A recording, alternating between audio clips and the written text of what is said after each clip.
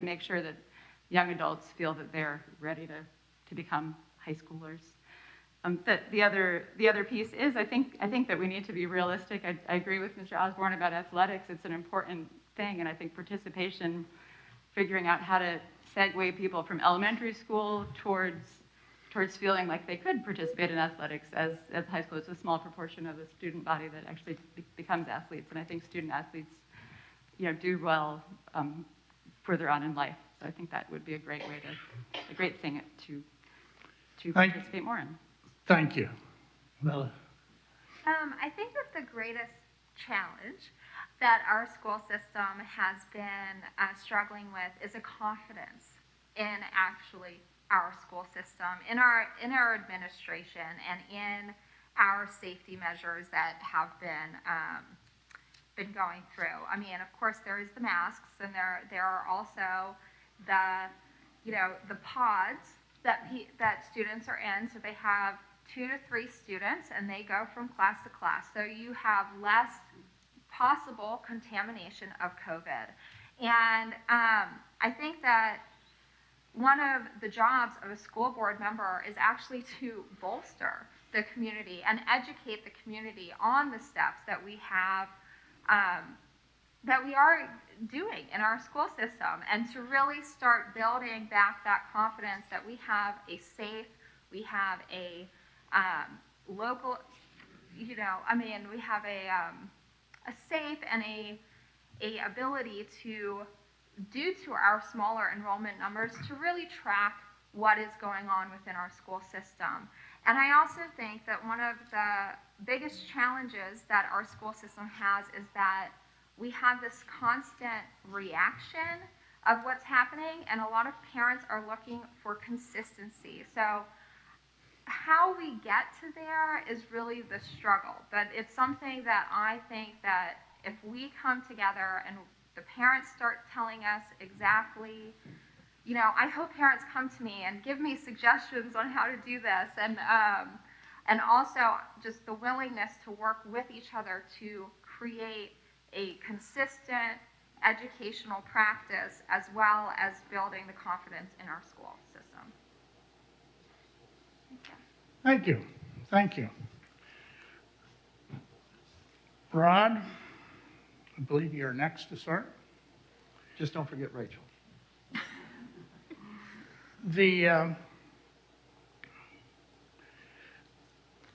want to ask a question about, I know this sounds boring, output.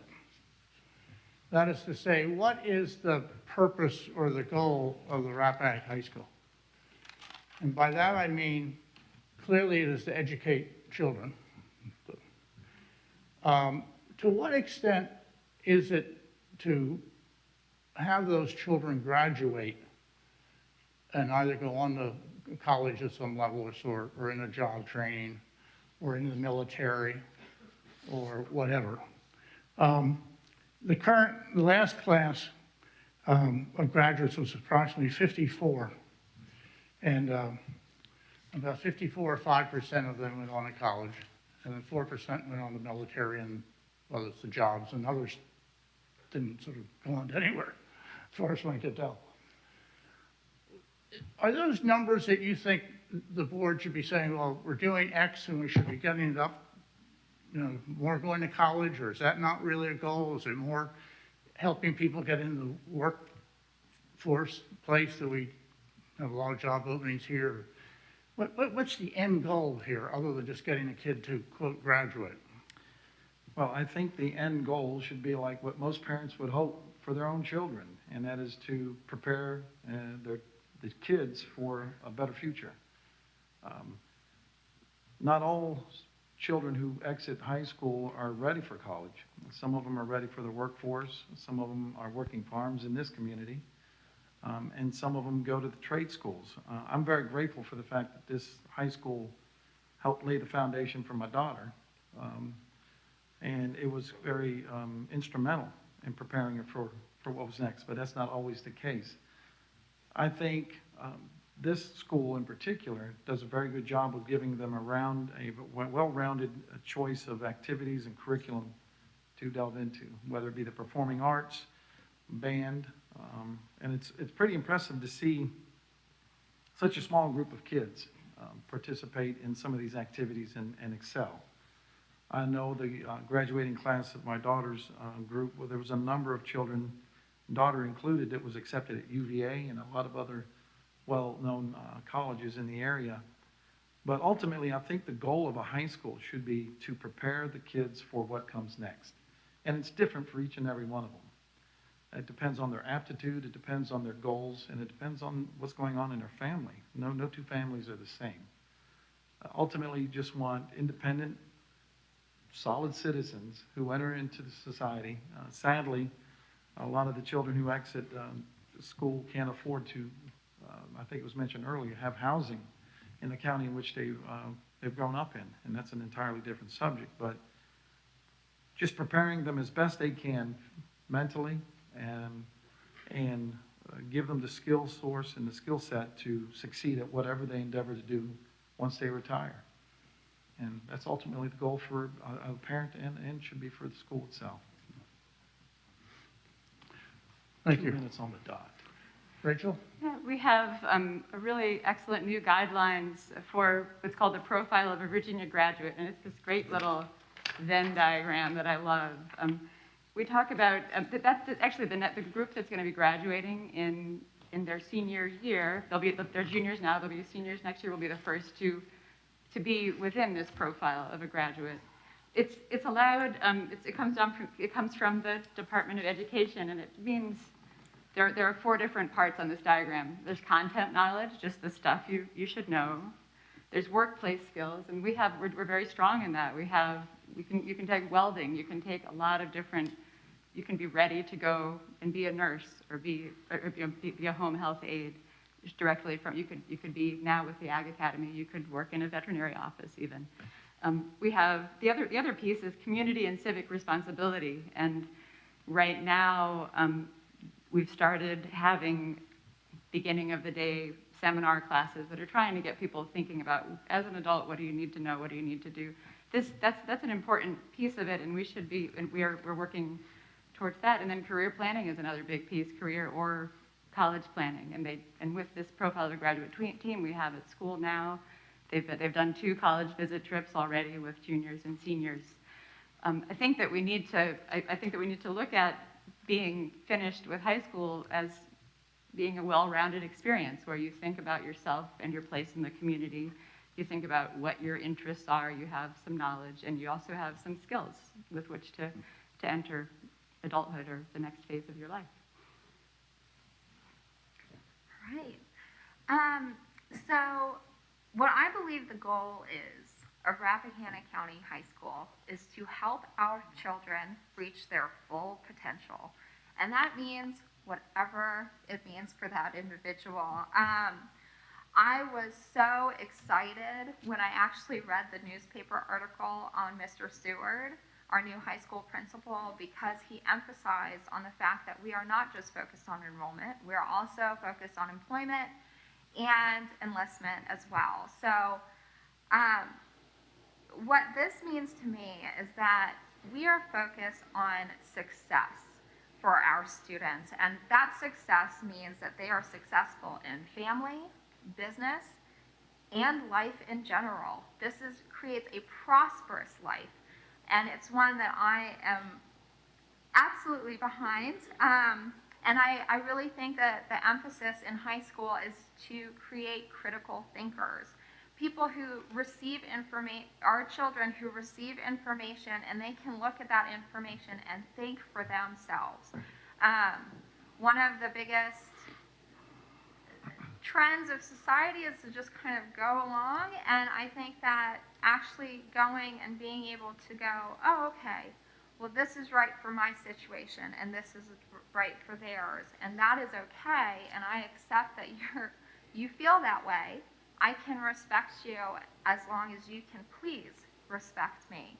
So, and I think that that is something that our high school is definitely striving towards. It has been working towards that for quite a while, as you can see in our core curriculum pamphlets. And I'm just excited to continue that work. Thank you. young people. Larry, let me just do something. After Larry, we're going to go into Q&A. And then after the Q&A, they will each get 2 minutes to sum up. But I think we'll do that after the Q&A, if that's okay. So those of you that might want to ask questions, come on down and line up here. Pardon? 3 at a time. Yeah, I was about to say that. 3 at a time, no more than 3 at a time. So whoever wants to start, come on down. Larry, sorry to interrupt you, but Sure. Yeah. Young people on graduation. There's a core belief that I have is that young people, when they graduate from high school, they need to be confident. They need to have a plan. They need to be able to work that plan out, whatever it be, through an apprenticeship, college, what their future looks like. And I think that's part of the school's responsibility and the parents' responsibility to continue to talk about working that plan, having that plan, knowing which way they want to go. Their self-awareness, they need to be prepared for the world. And that's hard to do in a little county like Rappahannock, but there's some kids that probably need to experience what the world's all about. And I think the high school has a good vehicle for that experience. I think they also have to have a desire to continue to learn. We never stop. We shouldn't stop, but we have to continue to tell kids that learning is an ongoing process. thank you. Thank you all. Do we have anybody who wants to ask a question? We must. Right behind you, Tom, first. You go second.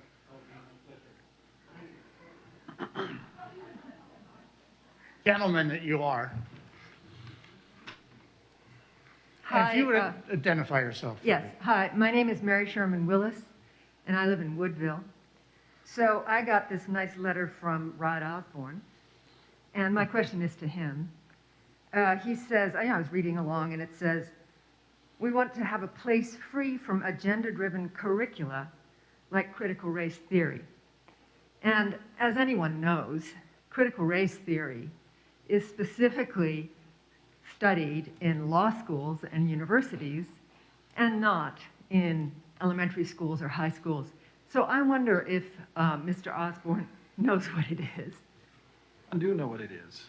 Critical race theory is invading some of the school jurisdictions around us. And they may call it by a different name, but it's a horse of a different color is still what it is. And critical race theory was developed in the 1970s, and it is just that, a theory. It's not based on fact, and it has no place in our school system for children. It was designed for law students, not in a university, not for K through 12. It is in school systems around us, and I would encourage you to look up at the Loudon budget. They actually have a budget for that curricula in their budget. And it is one of the reasons why I'm running. When I said you don't have to look far to see some of the progressive policies that are invading some of our schools, that's at the base of it. And it has no place in our school system. We don't need to teach children that because they're a particular color, they're inherently racist. Or we don't have to teach children that because they're a particular color, that the system is rigged against them. And it creates a division, and it creates a bad example for our children. And yes, it does exist. I know what critical race theory is, and it has no place in our schools.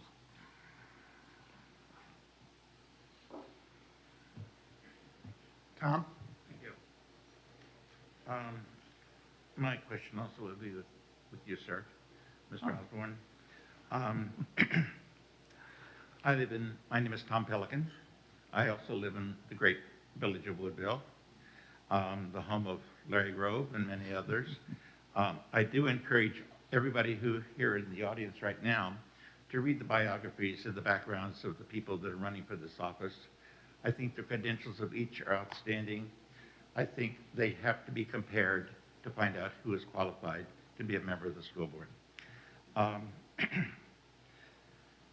Homophobia, the irrational hatred and fear of homosexuals or homosexuality. Now, Mr. Osborne, you've been identified as being a homophobic individual. Your voice has been heard wide and clear by the people here. I'm a gay guy. People don't know that. I don't announce anything. I'm so popular in this county, I don't have to tell them. They can figure out themselves about me. But this county has a lot of people who are sympathetic to the feelings of others. And I'm just so afraid with your views, entering the Board of Supervisors, laying on the ground the work that you expect with your homophobic background. I don't know how you handled it, and I'm being expressively trying to be this as much as I can. It is a bad argument. It's an argument that needs to be made. The public needs to know how you feel before you sit behind that board and make decisions about their children. Thank you. Is that a question? I'm not That sure. is a question. Okay. Well, it can be. There's a long prelude for sure, but Yes, it is a question. would you like to answer a question? Well, Are you if it's homophobic? posed as a Are you question, absolutely. homophobic? I am not homophobic. No, you're not. No, sir, I'm not. Have you ever said any homophobic I statements think it's been documented. that you have? Yes, if you read the article a couple of weeks ago, That then was you know. my only question. Thank you. Okay. Oh, okay. right. How many questions are we going to get? But let me go ahead and address that. Apparently, it's no secret that a couple of weeks ago, the Rappahannock News aired a story about some homophobic statements that I made during a Facebook post. I was invited to a Facebook group called Rappahannock Uncensored a year ago. It didn't take long for me to realize that this was a Facebook page not for community, but for political debate and satire. I engaged in a heated discussion with an individual on that page. This time last year, it was a contested election cycle. The gentleman in that exchange continued to refer to me as sweetheart and sweetie. I responded with a homophobic slur. Regrettably so, but it's not part of who I am. That being said, yes, sir, I don't think there's anybody in this audience who can say that in the heat of an argument that they haven't said something that is out of their character or that they regret. I'm not looking backward, I'm looking forward. And I don't think it's going to affect my ability to represent everybody in my district. I'm not going to sit here and parade the names of friends and family members who I have that are part of the LGBT community. They know my true character. I didn't know you were gay until you told me, and you didn't know me until just 2 minutes ago. All right, I think we're maxing out here a little bit. Okay, well, Go ahead and finish, Ron. I don't Okay. think we need a debate. all right. But in any case, that is behind me, and I'm looking forward. And it's not something that I'm going to allow to affect my ability to serve on the school board, not the Board of Supervisors, as you've asked. But that's all I have to say about that.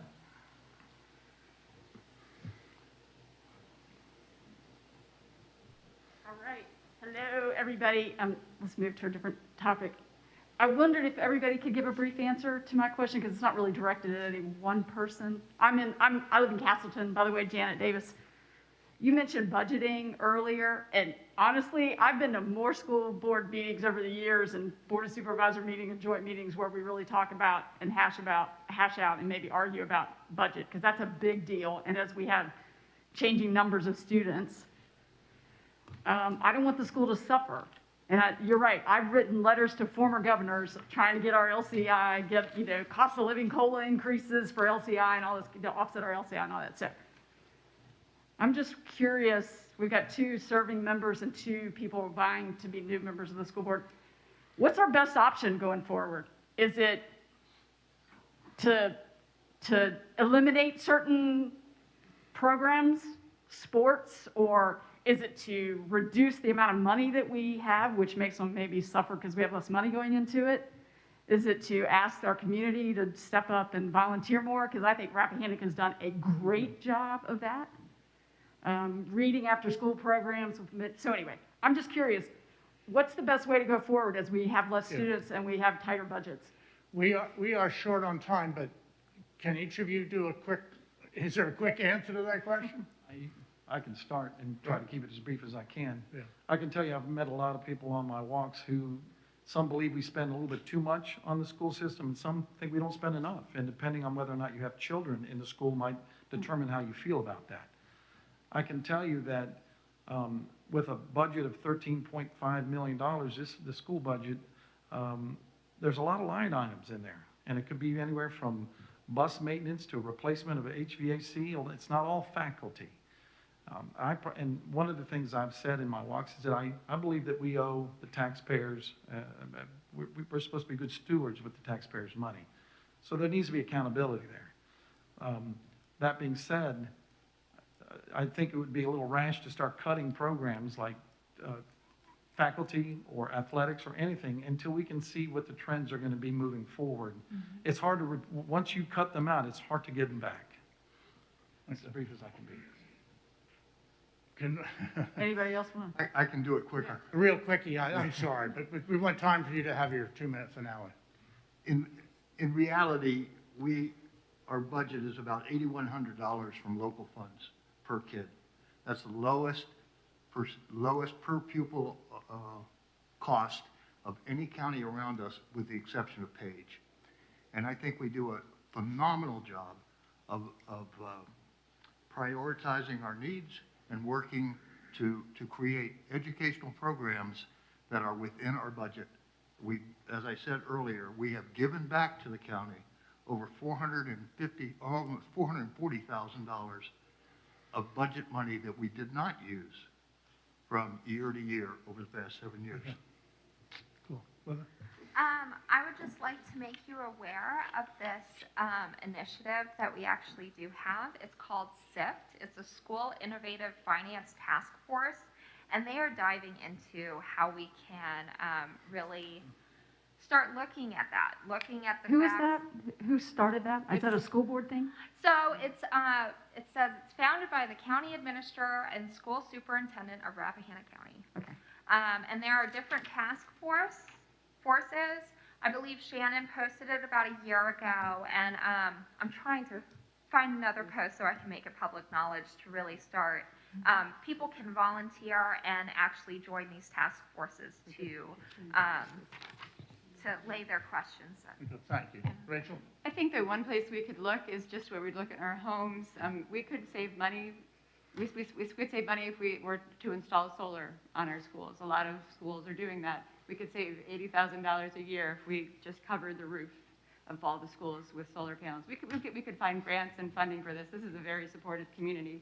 That's one thing. That's one way that we save money at our farm, and I'm sure that we could do it at the school too. And that's a way that a lot of schools are going.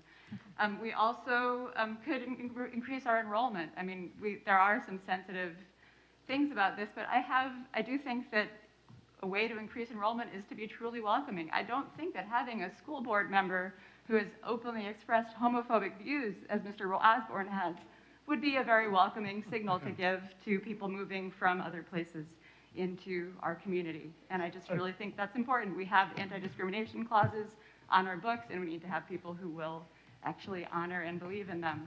Okay, Thank you. I think thanks, we've Ralph. gone beyond that question. Well, first of all, thank you for the questions. We're now going to give each of you the chance for finale. I'm sorry, we're really short on time. I apologize, but each of you gets a 2-minute finale. Here's why I should get the job. Fire me. We're going to start with Rod and work our way down this way. Well, thank you, Mr. Sullivan, for moderating this forum. I truly appreciate the opportunity given to all of us tonight. I appreciate those who helped facilitate this. I appreciate the audience here, and I also appreciate those who might be live streaming us. You couldn't have asked for a more diverse group of candidates, and hopefully by the end of this evening, whether it be for the school board or the BOS, you've heard something from a candidate that might align with the way you believe and that you would get behind. I want to say we have a current administration that has asked the DOJ to instruct the FBI to investigate parents who speak out at school boards, and they've all been labeled terrorists. We have a candidate for governor who has said that the parents don't have any rights to be involved in their students, their children's curriculum and what's going on in their schools. And we have school boards across the region, and some not too far over this mountain range, who've lost their way and forgot who they serve. I want the same opportunities my daughter had to have an outstanding education here at Rappahannock to be in place for future students to come.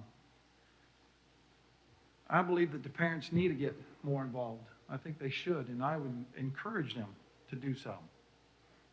I would welcome them, once I'm on the board, to either meet with me privately or come to the school board meetings and share what they think, to get more involved. We serve the children. If you haven't seen the salary for a school board member, then you know I'm not up here for the money. Not up here for any prestige or recognition. I certainly haven't enjoyed any of the attention. I'm here for the 760 people who can't even vote for me. I'm here for the children. And I'm running because I care. I simply, truly care. Thank you. Thank you very much. Larry? As I stated at the beginning, I bring common sense and experience to the school board. I care about our school system, I care about our county, and I care about our families. And I agree with Rod that families have to be involved in their child's education. I always conduct myself in a civil manner, modeling what I want our kids to see as they grow up. I consider this election a hiring process. I've hired many, many people, and I count you as the employer and me as the applicant. I have always tried to employ the applicant with the best qualifications. Thank you. Thank you. You're next. All right. I just want to leave it with this. I have a great hope for Rappahannock. Ever since the pandemic started, I really started diving into the community, and that has given me a great passion for what Rappahannock has to offer. And I believe that the best way for us to go about bringing about the best in Rappahannock is with our education system and allowing people to not be discriminated against, to be able to decide for themselves exactly what is best for them.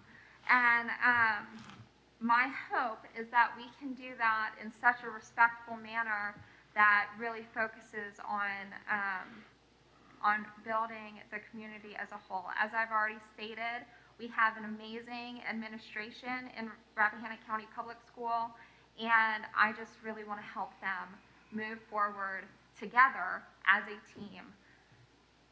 That's it. Thank you. Hi, Rachel, you're last. oh, good. I'm glad. So I believe in Rappahannock County schools, and I'll do everything I can to promote a safe, fun, and inspiring learning environment at Rappahannock County Public Schools. You can tell by my record as a community member and as a school board member that I am a diligent and hard worker, and I am committed to this community. I think that there was an oblique reference to the masking argument. So to me, that argument boils down to a common interest. We want the pandemic to end, and we want things to be back to normal again. We all want that. The best way to make it happen is to simply just help each other and ourselves by wearing masks indoors, getting vaccinated if we can, and following public health guidelines. Currently, right now, our school's COVID dashboard shows 50 people who are sick or quarantined and are missing school. Their absence is lost time learning and taking part in activities. The effect of COVID in our schools radiates into our community. None of you are going to school, but this affects you.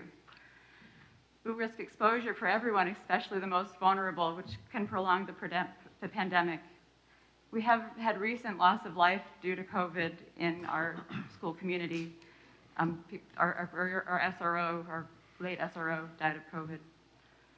During the past 3 months, concerned friends and kind strangers have asked me if I even feel like being on the school board anymore. When I started on the board, it was a low-key, behind-the-scenes type of job that rarely made headlines, And the past 3 months have been more consuming than I had ever thought that this position would be. These are politically charged and challenging times, and it can be hard to see a way forward. The answer for me is an easy one. Just look at the kids. They're wonderful and enthusiastic and talented and excited about life, and they're amazingly resilient. And they're learning all the time from being in the world, from being at school, from each other, and from the adults around them. They reflect back what we give them, and working for them is worth it in every way. Great, thank you. Thank you all. How about a great round? Thank you very, very much.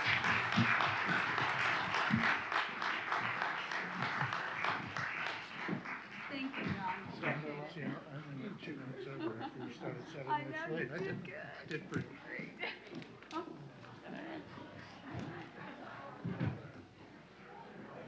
Ladies and gentlemen, we're going to take just a moment to get the stage cleaned, and then we'll get the candidates up here. So you have about 2 minutes.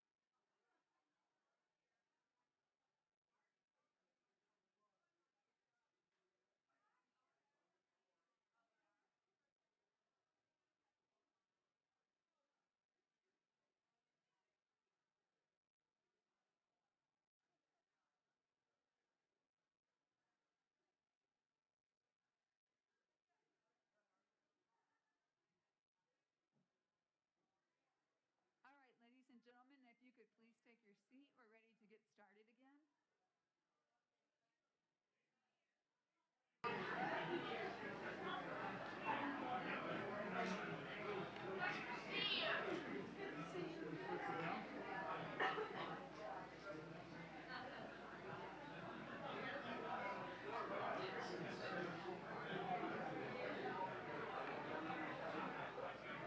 Hello, can everyone please take their seat now? We'd like to get started. We are on a very tight schedule tonight. Thank you. Thank you very much. All right, so we're going to start the next section of the program tonight, which is the Board of Supervisor candidates. Thank you all for being wonderful, an audience, a great audience. You were very kind to the candidates, and I know it relieves some of their stress, so thank you, and we'll proceed with that. It is now my honor to introduce our Board of Supervisor candidates, Christine Smith, incumbent Piedmont District, and her opponent, Cliff Miller. David Connick and Van Carney. These two gentlemen are running for the Stonewall Hawthorne District position that is being vacated by Chris Parrish. Please have a seat. Thank you. How about a welcome?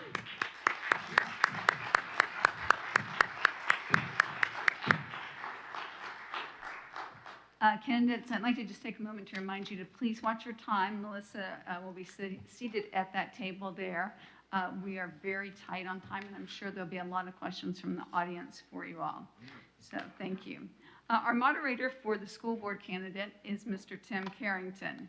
Mr. Carrington has worked in journalism and economic development, writing for the Wall Street Journal for 15 years, from New York, London, and Washington.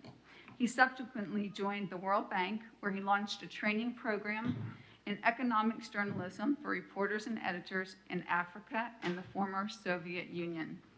Mr. Carrington later served as Senior Communications Officer for the World Bank's Africa region. He is the author of The Year They Sold Wall Street, published by Houghton Mifflin, and also worked at McGraw-Hill Publications.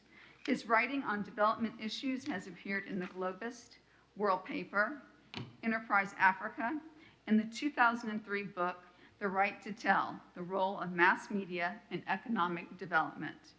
Mr. Carrington grew up in Richmond, Virginia, and graduated from the University of Virginia. He and his wife, Meryl, split their time between Washington, D.C. and Washington, Virginia. He is a regular writer for the Rappahannock News through a partnership established with Foothills Forum. Please join me in welcoming Mr. Carrington.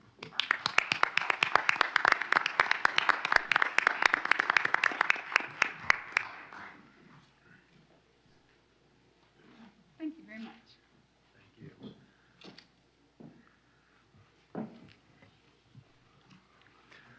Thank you, Rappahannock voters, for coming this evening. And for those tuning in remotely, thank you for joining us by screen. Thank you especially to Mr. Carney, Mr. Connick, Mr. Miller, and Ms. Smith. Thank you for coming and for sharing your thoughts and your visions for the county. We're grateful to the Rappahannock News and businesses of Rappahannock for organizing this forum, and we extend particular thanks to Teresa Wood and Dennis Brack. I now invite the audience to give these four candidates an enthusiastic round of applause.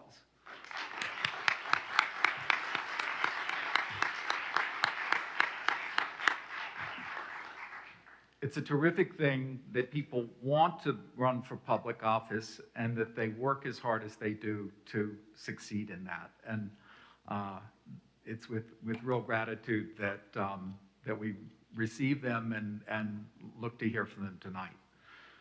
Candidates, each of you have loyal, even unshakable supporters who are unlikely to swerve no matter what they hear this evening. And while we welcome those loyal backers, we feel a special responsibility to make this evening valuable to another group of voters, those who are still undecided, who are still scratching their heads, looking to learn something more. Perhaps they want you to go beyond what you've already said, to explain something in greater detail, to address some worries they've got about the election. So thank you for keeping these voters in mind this evening. Following your opening statements, each of which will run 2 minutes, I'll pose 4 questions to all 4 of you, and you'll each have 2 minutes to respond. We're going to try to be a little more aggressive than we were last time about running over. So Melissa will signal to me, I'll do this, and then maybe wave my hands, meaning please wrap it up, so that we leave time for the next questions. I will have a different order for each question so that no one is always the last person to speak or the first person to speak. We will have then questions. Oh, after the broad questions I'm asking all of you, I will have a question for each one of you individually. So that will be a slight change from what we saw with the school board. Following that, we'll have questions from the audience the same way. Please line up at the microphone. There'll be 3 of you at a time if people are backing up like that. You'll respond, and then there'll be the opportunity for closing statements from you. So with the ground rules established, we'll get going with the first questions. Maybe do our introductory statement. I'm sorry, I did exactly what John Sullivan did, didn't I? He set you up. We're so eager to get to this first question.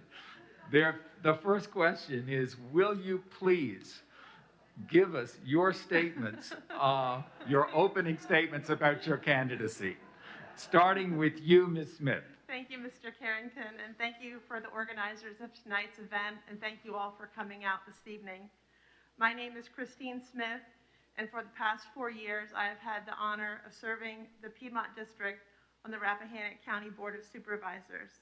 I was elected to the board originally in 2017, and as the only incumbent on this panel this evening, I'm running on my record, which is strong, and I am proud of it.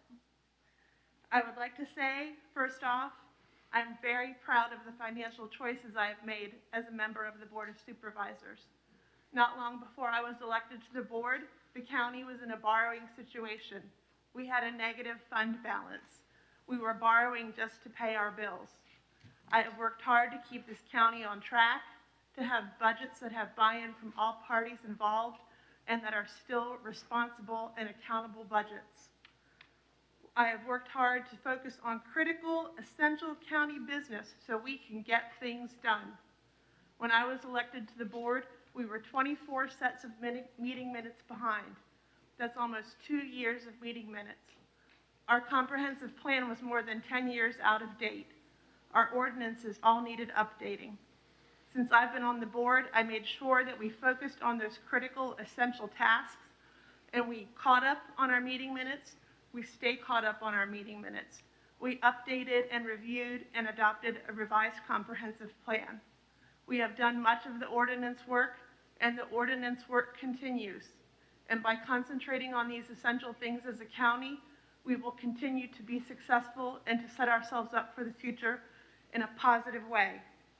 Specific to Piedmont District, I have been responsive and delivered to the voters of my district as a representative on the Board of Supervisors. I made sure the cell tower application went through for serves Sperryville, and also the Scrabble Tower, which will provide service down 522. I've supported recent expenditures to the Water and Sewer Authority for ARPA funding, through ARPA funding so that we can invest in the infrastructure of the Water and Sewer Authority, and I will continue to work with the other members of the board and VDOT representatives to address safety and traffic concerns throughout the village, down 522 and 211 and 231. Thank you. Thank you. Thank you. Over to you, Cliff Miller.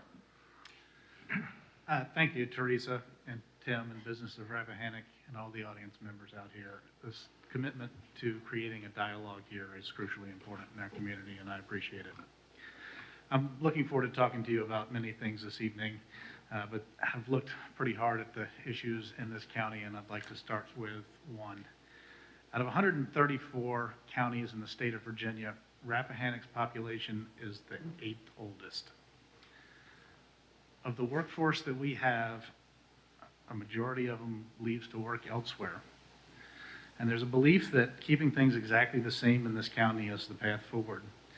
And if you believe this, I beg you, go down to your local fire station or your EMS provider, talk to your school administrators and ask them, how hard is it to find teachers? How hard is it to find firefighters and rescue squad drivers right now? The people at the core of making this a community we all want to live in are being driven out. It's a complex issue, and the solutions need to come from a collaborative effort of citizens and government. We need board members that can work with the public and each other to find consensus and solve problems. I talked to a firefighter in Sperryville last week, and he said, you got a bucket and it's got a lot of holes in it and more every year.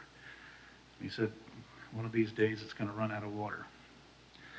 And then I talked to an EMS driver about a week later, and he said, promise me if you get elected, you'll be able to make a decision. Strong words. I'd like to get started making these decisions and plugging the holes in that bucket. Let's make Rappahannock a place where young families and young working professionals can live and work. Thank you. Thank you. David Connick. Thank you. I want to thank the audience. I want to thank the organizers for putting this together.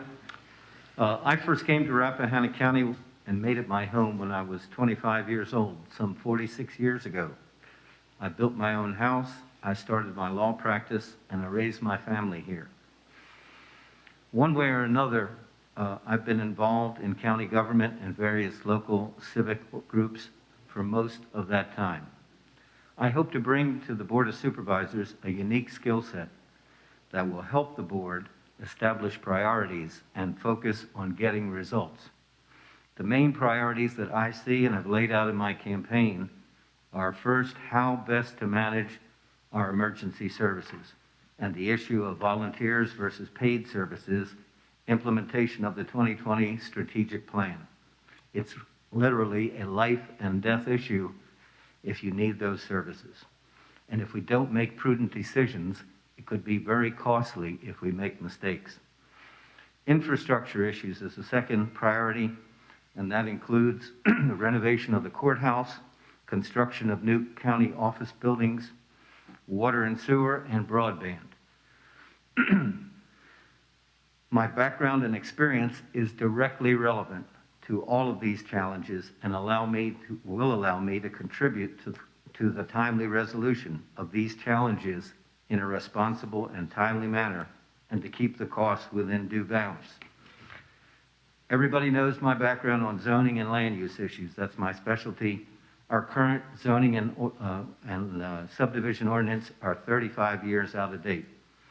As planning chairman, I work with my colleagues to get the new comp plan adopted, and now it's time to implement the goals and policies that are laid out in it to make sure that this unique place stays the way we want it to. I look forward to tonight's discussion of these and other issues with my fellow candidates, and thank you all again for your attention and for being here tonight. Thank you. And Carney. Hello and good evening. Thank you, Tim, and thank you, Melissa, for doing the clock. My name is Van Carney, and I grew up in Woodville on my grandparents' farm alongside the Thornton River, and I currently live in Woodville with my wife and my 3 boys. I own Penn Druid Farm Winery and Farm Brewery with my 2 brothers. Before the Lane family sold Eldon, they built us a new building, and they gave us a long-term lease because they believed in us, and they wanted to see us succeed. And they knew that we would carry on in their tradition of stewardship and conservation of the land through farming. And we do. So to the Lane family, we owe a great deal of gratitude. My first business in Rappahannock here was catching frogs in the Thornton River and selling them to tourists. I suppose I still do the same thing now. And a tourist asked me one time, said, "Aren't you a little young to be doing this?" And I said, "Don't worry, the frogs don't care." But beginning with my Eagle Scout at the Rappahannock County Park, I've always wanted to give back, whether it's on the board of the Benevolent Fund or starting the farmers market or creating a family-friendly community space up at the brewery. I believe that community thrives when it gives back. My vision of Rappahannock includes all types of people. It preserves the landscape while navigating the complexities of land use and getting more kids into the public schools and helping to strengthen our volunteer fire and rescue and helping families to stay, live, and work here. And it all starts with affordable, reliable broadband. At 133 counties in this great Commonwealth, there's not a single one that's like Rappahannock, and we all in this room know that. And I intend to keep it that way. And our willingness to be different in its beauty, and its ruralness, and its openness. I value honesty, hard work, humor, and a willingness to work with other people that don't think the same way that I do. Thank you. Thank you. So now I think we get to a question that it turns out all of you are already thinking about. And that is the question of growth, meaning more people and more businesses. The threat or the opportunity for growth is a matter of intense reaction in the county and is certain to be a source of strenuous debate for the next Board of Supervisors, as development proposals for Sperryville and Washington demonstrated during the past year. While growth is a present source of anxiety, Rappahannock actually was its most populous 170 years ago, with 9,782 residents. Its biggest growth spurt came 5 decades ago in the 1970s, when the population shot up 17%. None of you wants Rappahannock County to become the next Haymarket, and you wouldn't be elected if you did want that. But when it comes to more people and more businesses, what do you want? Another 200 landowning, tax-paying citizens, 20 more businesses?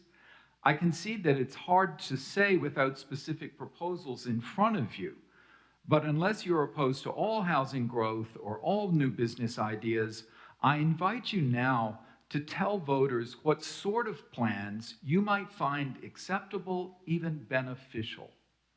So we're going to start with Mr. Miller, with Cliff Miller, who has already started to address some of those concerns, but I think this might be a chance, Cliff, to go into a few more details.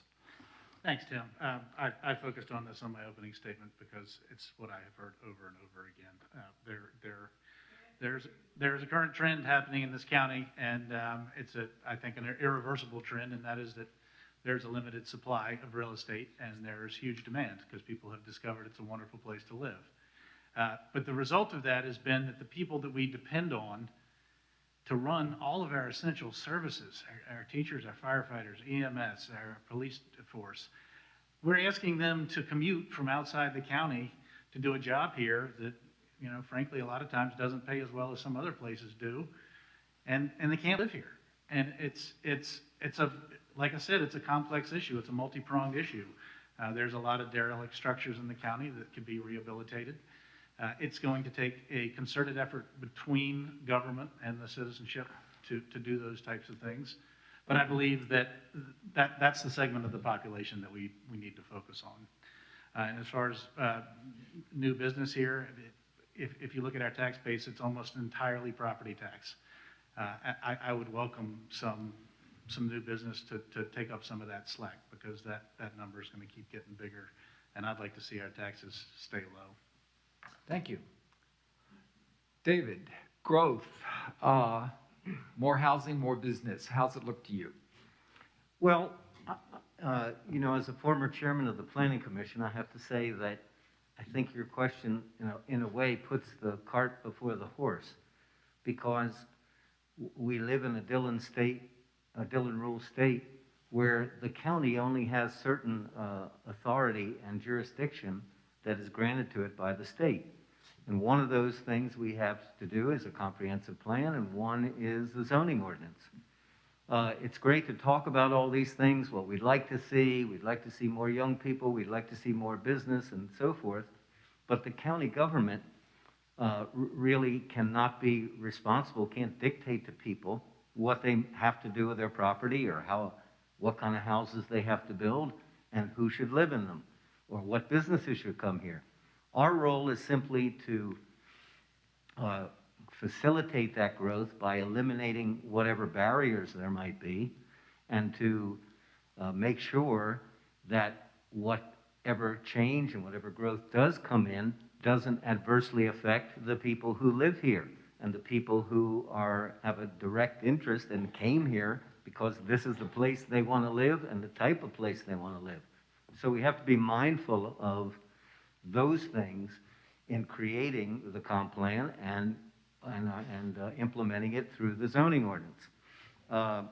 As far as the emergency and fire type of things and the tax base is primarily, I think, about $12 million of our total tax revenue comes from real estate taxes. And that's really not going to change. We don't have a tax on businesses. There's a sales tax. We get several $100,000 from that. And we have a meals and lodging tax. But the kind of growth that you're talking about in all the neighboring jurisdictions, that's always been sort of the rationale and the justification for growth, that it will somehow bring in more revenue. But in fact, it creates more demand for services, and it winds up raising taxes. Great. Thank you. Mr. Carney. So let's be clear. We all probably agree that none of us want to see Rappahannock get chopped up. Islands have physical barriers, and you can only fit so many houses on an island, for instance. What we've created here in Rappahannock is incredible. And it has a kind of island-type mentality in that sense. We have low housing density, and so it presents some challenges. But I am sitting here to tell you today that my brothers and I have overcome that. We grew up here. We started a business here. We live here. This is my home. And I firmly believe that what we need for health and safety for our educators and our teachers, which is fast, affordable, reliable broadband, is going to bring more families into our county. We have a subdivision clause in our ordinance that allows for family subdivisions. Our county, by right now, could have 2.5, 3 times as many houses as we currently do. And if you took an aerial photograph of Rappahannock from 1986 into 2070, you'd see houses slowly being built. And that's by right. You will see more families here, and you will see more kids in the schools. You'll see more people working from home. That's a trend. It's a national trend. And it's something that we can take advantage of while we protect our open spaces. It's something I believe we can do. It's in our grasp. Let's just think about this for a second. Humans created mechanized flight in 1903. 1969, we're on the moon. 66 years. Humanity can do a lot. We can protect this place, and we can make it a little bit better for the folks that live here. Great. Thank you very much. Ms. Smith. Thank you. I did want to make a few different comments about growth. As I mentioned, we did adopt the revised comprehensive plan at the end of 2020, and it was always my plan to start an economic revitalization review with lots of public input and ideas for our future and visions for our future once the comprehensive plan was complete. 2020 was not the year to start having large meetings for lots of public input, lots of people gathering together, getting all of that critical information, and everything, let's face it, is not normal. It is not a good year to try to chart a path forward. But I do think a day is coming where we have the comprehensive plan completed, we have our ordinance work coming through, and once the pandemic has wound down, we need to take a look forward and say, what are the areas that do make sense for us to possibly have some growth in and get lots and lots of public input about anything that we may decide to do. I should mention that I think it is critical for the local government to provide a sound and smart background for business and growth to take place in. And I have certainly done that in my time on the board. And for the last 3 years, we've had no tax increases for the county. And that is certainly something that people look at when they decide where they want to live. I was in favor, and I was the board member who brought forward the idea of expanding the family division section of our local ordinance so that we can encourage folks to move back to the county and families to live together in a multi-generational way on the land. So young people can move back and older generations can age in place. And I think that's a great solution. We also expanded the family apartment to be an accessory apartment. So now anyone can live in that apartment. You don't have to be related to the person that you're helping.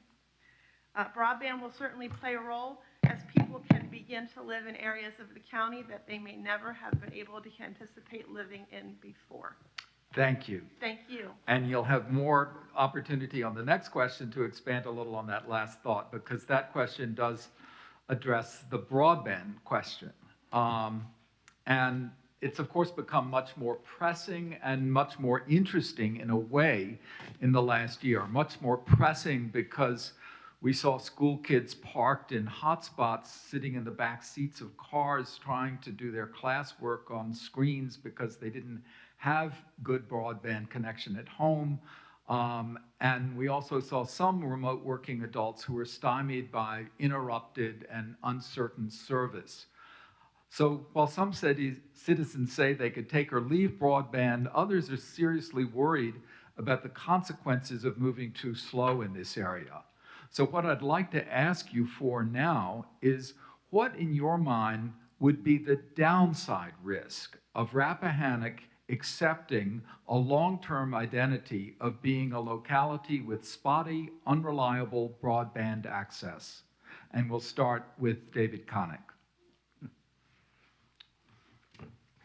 Well, I think you have to keep in mind that the law of unintended consequences, to react to the past year or two and the conditions we've had and assume that that's going to be what they call the new normal may not be so. If we have and implement a broadband across the board, one of the unintended consequences that we ought to be aware of is a lot more people are going to want to move to Rappahannock County because, like has been said, they can work at home, they can do a lot of the things, they're not going to have to commute to an office. And who wants to live in Arlington or Fairfax if you can live here and do your job from home? So I think that is part of the question that we have to address, and I really don't think it's adequately been discussed what the long-term consequences would be. I certainly think that having broadband and improved broadband service is very important, and to some businesses it's critically important. In my business, it's revolutionized the practice of law because I don't have to go to a law library. I can do a lot of things online that I couldn't do before. Other businesses, restaurants and so forth, you pay your bill by the internet. So it's important, but I think we have to proceed cautiously, and I think it's a very good thing, what has been done so far. I think we have to maintain a level playing field so that new technology is not discriminated against. And I also think that when you say, what is the downside risk? Well, the downside risk is we're not going to have as much growth and as much business that we might otherwise have. But my question is whether that's necessarily a bad thing and whether that kind of change is really something that the people of Rappahannock County want. Thank you. Van, what is your sense of the downside of kind of being in the slow lane as far as broadband is concerned? Well, I think that at this point, it's a basic question of health and safety. We have a failing telephone, whatever you want to call it, system in this county, but we have a lot of folks that just cannot get a reliable signal on their landline. We have, in this past year, I mean, I agree with Mr. Connick, this might be the first and last time tonight, but I do agree with him that this past year can't be a signifier of what the future is going to hold in terms of kids needing that kind of connectivity at home all the time, but I'm pretty sure it's going to be a trend. You can't even get a DMV appointment right now without getting on the internet. And I do think it's sort of a specious argument to think that broadband is going to bring more folks out here unnecessarily. I think that the same argument could have been made about paving the roads and electricity. If there's anybody in this room that wants to give up electricity, raise your hand right now. So I think it's pretty clear that as the world around us, and including every other locality around us, is doing this, it's an infrastructure thing. It's a utility. The internet has become a utility. People need it for various reasons. Downside, we get left behind and we lose this chunk of money this year. You know, in the state of Virginia right now, there's $700 million that's being pushed towards this instead of the usual, you know, whatever it is, 50. And it's a good time to go for this. Both our state senator and our delegate have signaled to our chairman of the board, do this. This is a good idea. So the downside, all the stuff we deal with now, all the problems that we deal with now, we just wouldn't solve them. Okay, thank you. Christine, is there a downside to being in the slow lane for broadband? Well, I don't mean to find holes in the question, but I would just point out that Governor Northam has set a goal for universal broadband coverage by the end of 2028 for all of Virginia. So with that in mind, I really don't think we're going to get left in the slow lane. I don't think anyone's going to get left in the slow lane. The goal is universal broadband coverage. That is a state goal, a goal of the Commonwealth of Virginia, for which we have applied for a Virginia Telecommunications Initiative grant. There is also a federal program which is often overlooked, which is RDOF, which is the Rural Digital Opportunities Fund. And while a lot of the clamor lately has been for the action on VODI, the RDOF was something that required no local dollars for Rappahannock County. And we actually had folks that bid, companies that bid on that process, and were awarded $2.4 million to bring broadband service to Rappahannock County without any local taxpayer dollars involved. Those winners were Chantel for a large fixed wireless solution that would benefit greatly the people of Piedmont and Stonewall Hawthorne districts, and also Starlink. They were the big winner. They won about $1.7 million. And between those two winners in the RDOF auction, there are about 1,700 homes and businesses that will be supplied internet service as a result. Oftentimes, these efforts are compared to rural electrification, and I would just say if you're going to draw those parallels, the parallel to draw that with, that program truly is RDOF, because that is the federal program that requires no money from us. Thank you. Great, thank you. So Tim, we could have a long conversation about the implementation of internet in Rappahannock County, but if you believe as I do that internet has become a essential service these days, the question you asked, what's the downside? Well, the downside is you're denying your citizens an essential service. And I think it's a pretty easy answer. If you have the ability to give them that service, not giving it to them is a pretty big downside. There's this argument that if we bring in internet, everyone's going to flock to Rappahannock County. I heard the same argument when I built a golf course. I said, well, everybody's going to want to build a golf course. That was a pretty absurd argument. But my point is, I mean, do you keep your house a mess so the neighbors won't come over and have dinner with you? I don't buy that argument. I think we have a responsibility to the people who live here, and that is to provide them with an essential service if we have the ability to do it, and we have that now. Great. Thank you. Tim, I'd like to have my minute of rebuttal. A minute. Okay, thanks. I don't think it's a specious argument to say that we're going to get a lot of growth. I think that's something that we ought to talk about.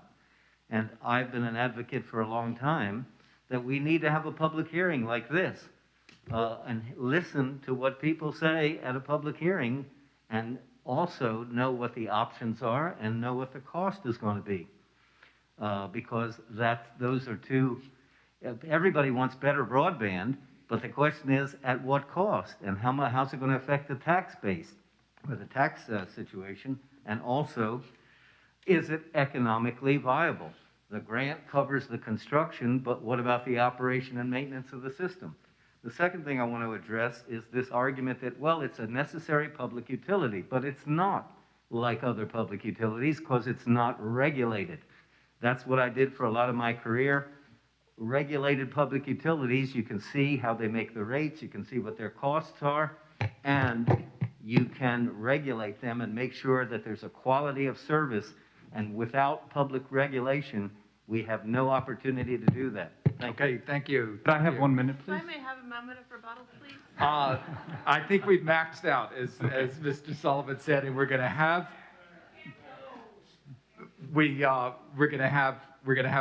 further discussion and closing statements, and I want to move on to the next item, which does overlap with this, as do a couple of others. This is demographics, and several of you have touched on that. The Board of Supervisors isn't empowered to halt the passage of time or to require procreation, but it does respond to a changing demographic profile. Rappahannock is aging. Across the county line from Culpeper, and the median age leaps from 39 to 50.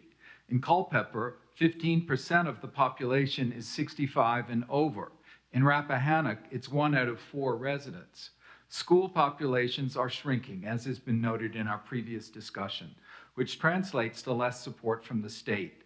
In 1990, there were 1,597 residents between the ages of 25 and 39, the main years of forming families. By 2010, residents in this age group had plummeted to 980, a 61% drop. This is a two-part question. Are there any policies or promotions that might realistically affect the demographic profile of Rappahannock County, affect the aging trend that has been noted in so many studies of the county? And if not, how are the needs of an aging county different from those of a county with a younger profile? We start with Mr. Carney. So, in terms of what I was sort of thinking before when I was mentioning that I felt that reliable and affordable broadband would help to start to bring in a demographic that Rappahannock used to see. And I have seen that. Listen, my brothers and I own a brewery outside of Sparrowview. You probably all know where it is. And I see a lot of people, and I talk to a lot of people. And I talk to a lot of folks that just buy houses here, and they're just trying to find out what to do. And I have to say that in the past 2-3 years, I have seen more younger families coming into this county and buying houses than I have seen in the past decade. And it's a trend that I think will be helped in terms of the demographic by bringing in broadband, because you'll be able to have folks that can work from home. In terms of the services that an aging generation will need, I hear it all the time being on the board of the Benevolent Fund. It's stuff we talk about. Rappahannock is rural, and it's difficult for seniors that don't have the resources to do some of the functions that they might need to do during the day. We don't have some of the things that folks in other municipalities would rely on. And so it is a challenge. We're lucky in the sense that, we are a community where our neighbors help each other, and we have organizations that do outreach and do help. But it is a challenge, I have to say. Good, thank you. Next to Christine.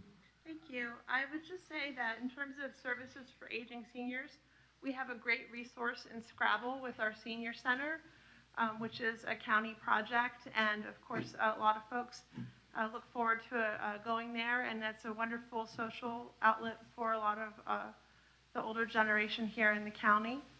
I'm not really sure why we're skewing older. A lot of rural localities are experiencing this in Virginia. There's actually a trend called the graying of Virginia, and it's not something that we are alone in experiencing. We are looking at broadband and reviewing those options, and I just want to make clear how very critical I understand it is for children that are home and they're learning online, for working families that are telecommuting, and for folks that have health issues and they need to take advantage of telehealth options. And those are all three priorities that in 2020, when the Board of Supervisors started talking about taking broadband out of committee and getting it into the Broadband Authority, those are all three priorities that we knew topped the list for the people of Rappahannock County. Since my time on the board in 2019, I started looking at how other rural counties are accomplishing broadband. It's usually a hybrid system of wireless to fixed wireless to more remote areas and fiber to the home to more centralized locations. The latest body round of applications may expedite that for us, and we may be able to only explore the fiber to the home option, which would be wonderful because that is the gold standard for broadband. So 2019, I started experiencing all the options out there and researching them. 2020, we saw the need, immediate need. It got brought to the front burner that we must accomplish this. And I made sure my name's on those documents that took us out of committee and formed the Broadband Authority so we could get the money to flow and accomplish broadband goals for the people of Rappahannock County. Thank you. Thank you. Cliff Miller. Tim, I don't know if you've seen the logo for Rappahannock County, but it's got a cow and an apple on it. It's a wonderful logo. I like it a lot. There's not a whole lot of cows and there's less apple trees in the county. This was a farming community and that working age demographic farmed. That's becoming increasingly more difficult. And I think that our county government can step in there and help that younger generation find ways to get into agriculture in a profitable way. And I think it's going to take, like I've said before, a real effort between county officers, county government, and our local citizenship to find ways to preserve this open space, yet make a living at it. I think, one of the things I think about all the time is my next door neighbor provides the headmaster's pub with all of our beef for our hamburgers. He gets in his truck with a trailer, goes over 2 mountain ranges to Edinburgh, has the cows processed, and comes back to Sperryville. We could have a meat processing plant here. There's so many things that we could do if we got together with the citizenry and local government at the same time and put our heads together to do this. As far as services for the elderly, I think there's, again, being able to have reliable communications. I hear this over and over from the EMS and fire guys is critically important. Yeah, good. Thank you. David Connick. Thank you. Well, when it comes to demographics, I want to say that I'm keenly aware of the issues that you've raised because I was a director at Wakefield Country Day School for about 8 or 10 years. And the lack of young people in the county to attend the school was a real problem, much more severe than the public school, because unlike the public school, we only got the money from the students that we had, and we didn't have any rich uncle to go to and get money to keep the school afloat other than tuition most of the time. Again, I think some of these issues the county government is limited in what it can do, but there are some things that it can do to attract younger people and more families into the county. The first thing is to eliminate zoning barriers that we've got right now because our ordinances are so far out of date. For example, in the villages, for reasons that won't go into, we have a minimum lot size of 1 acre, whereas the town of Washington's, it's a ½ an acre. And if you look at Sperryville or Flint Hill, many of the lots that are there are way less than that. They're probably 1/4 of an acre. So why is that in there? It needs to be looked at. It needs to be amended. The second thing is the family subdivision that Christine mentioned. This has an artificial restriction which was put in there years and years ago that it's not a lot of record from 1966, you can't divide it. And I know of circumstances, people have a 50-acre lot, they can't cut off a 5-acre lot for their child, but right down the road, somebody's got a lot that's a 5-acre lot, and they gave their kid a 2-acre lot because it wasn't an existing lot in 1966. That has to be changed. Our zoning categories have to be looked at. Right now, everything that's not in some other category is in default, it goes into agriculture or conservation by default. So we need some more, more zones that will allow growth around the villages. And we need zoning maps for the villages to facilitate it. Last but not least, I'm happy to say, we passed last year an ordinance change that allows meat processing of agricultural products, which until then was not allowed unless it was grown on site. And so that's been liberalized. Thank you. Thank you, thank you. Could I have a minute for that? A minute. No? 1 minute? 1 minute, yes. I agree. I think that we need to have a comprehensive look at our villages, and I think we need to have a public discussion about that. The maps that were in the 2020 comp plan were done, I think, not with enough public input, and we need to get Team A to help us. And I think that when you need experts, let's not ask elected officials, but let's hire experts, just like we've done, just like the building committee has done, to tell us the condition of our buildings. They go in, give you a bill of health, and say, here's what you can do.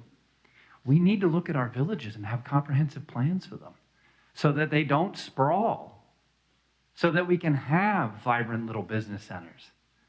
Everybody loves Rappahannock, and there are many eyes on Rappahannock. And I think it's the first step to help protect and enliven the villages. Right, thank you, thank you. Harrington, I would So- like a rebuttal time for that, please.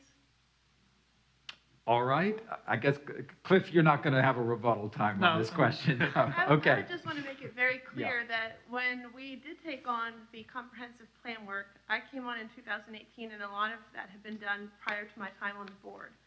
And I just want to be very clear that I was all in favor of more community buy-in, facilitated meetings, community education opportunities, and everything we could do to get folks on board with the process of the comprehensive plan. And I would just say, I know that the maps didn't make the final cut. There was a lot of back and forth, though, with the Regional Commission and the Planning Commission. Government is a creative process. Not everything is going to come out in your final product. However, the maps that were drawn, I think, will serve as an excellent launch point for future discussions. And I look forward to having those discussions and to getting more community input in the future. Good. Thank you, thank you.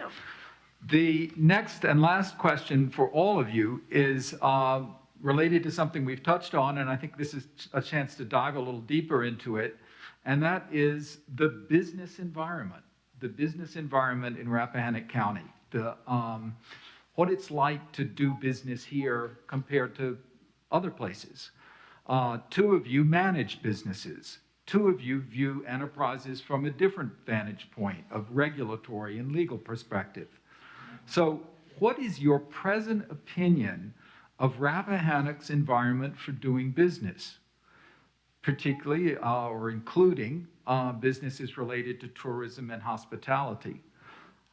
Is there anything about the present environment for doing business that you would want to change if you could convince your Board of Supervisors colleagues to join you?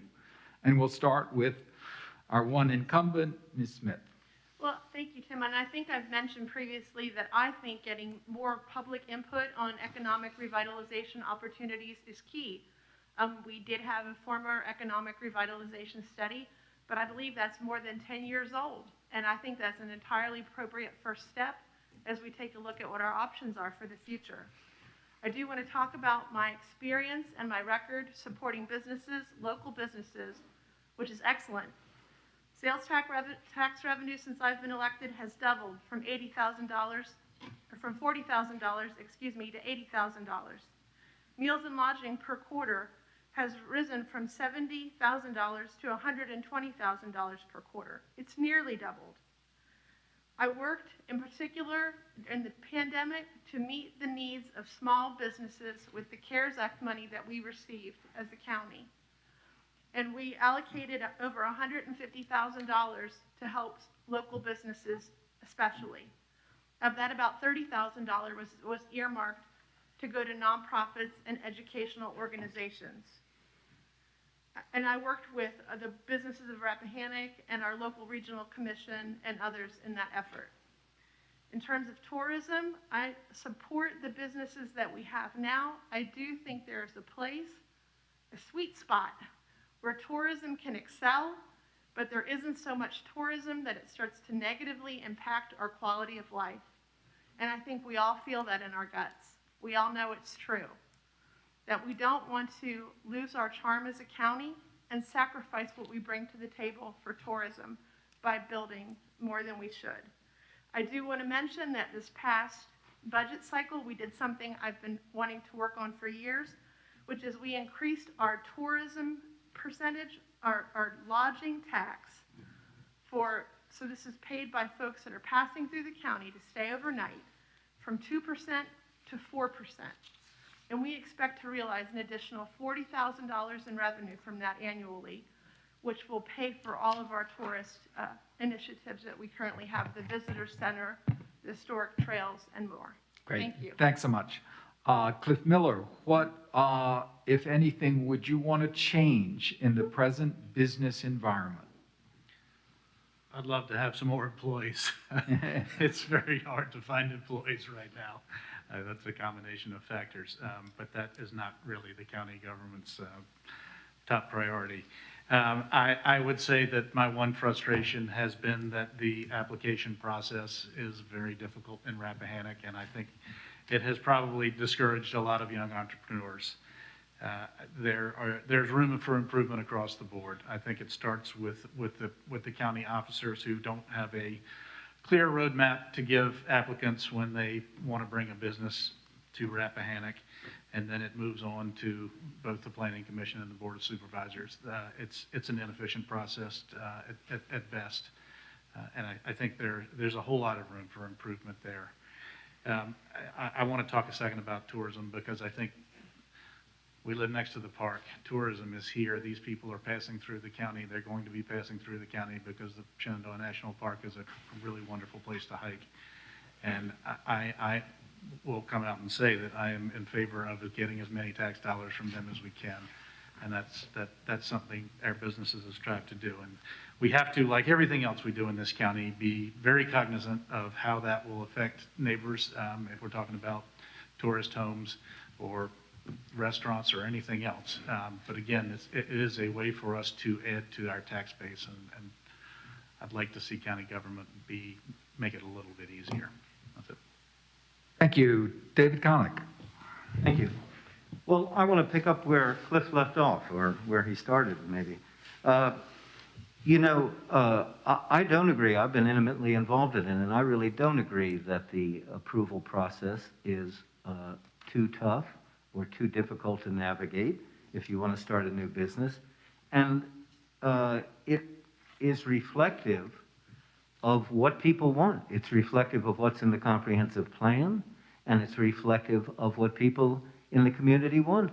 They want to have public hearings. They want to have input, because the purpose of the zoning ordinance and the land use regulations is to protect the quality and the character of the existing neighborhoods.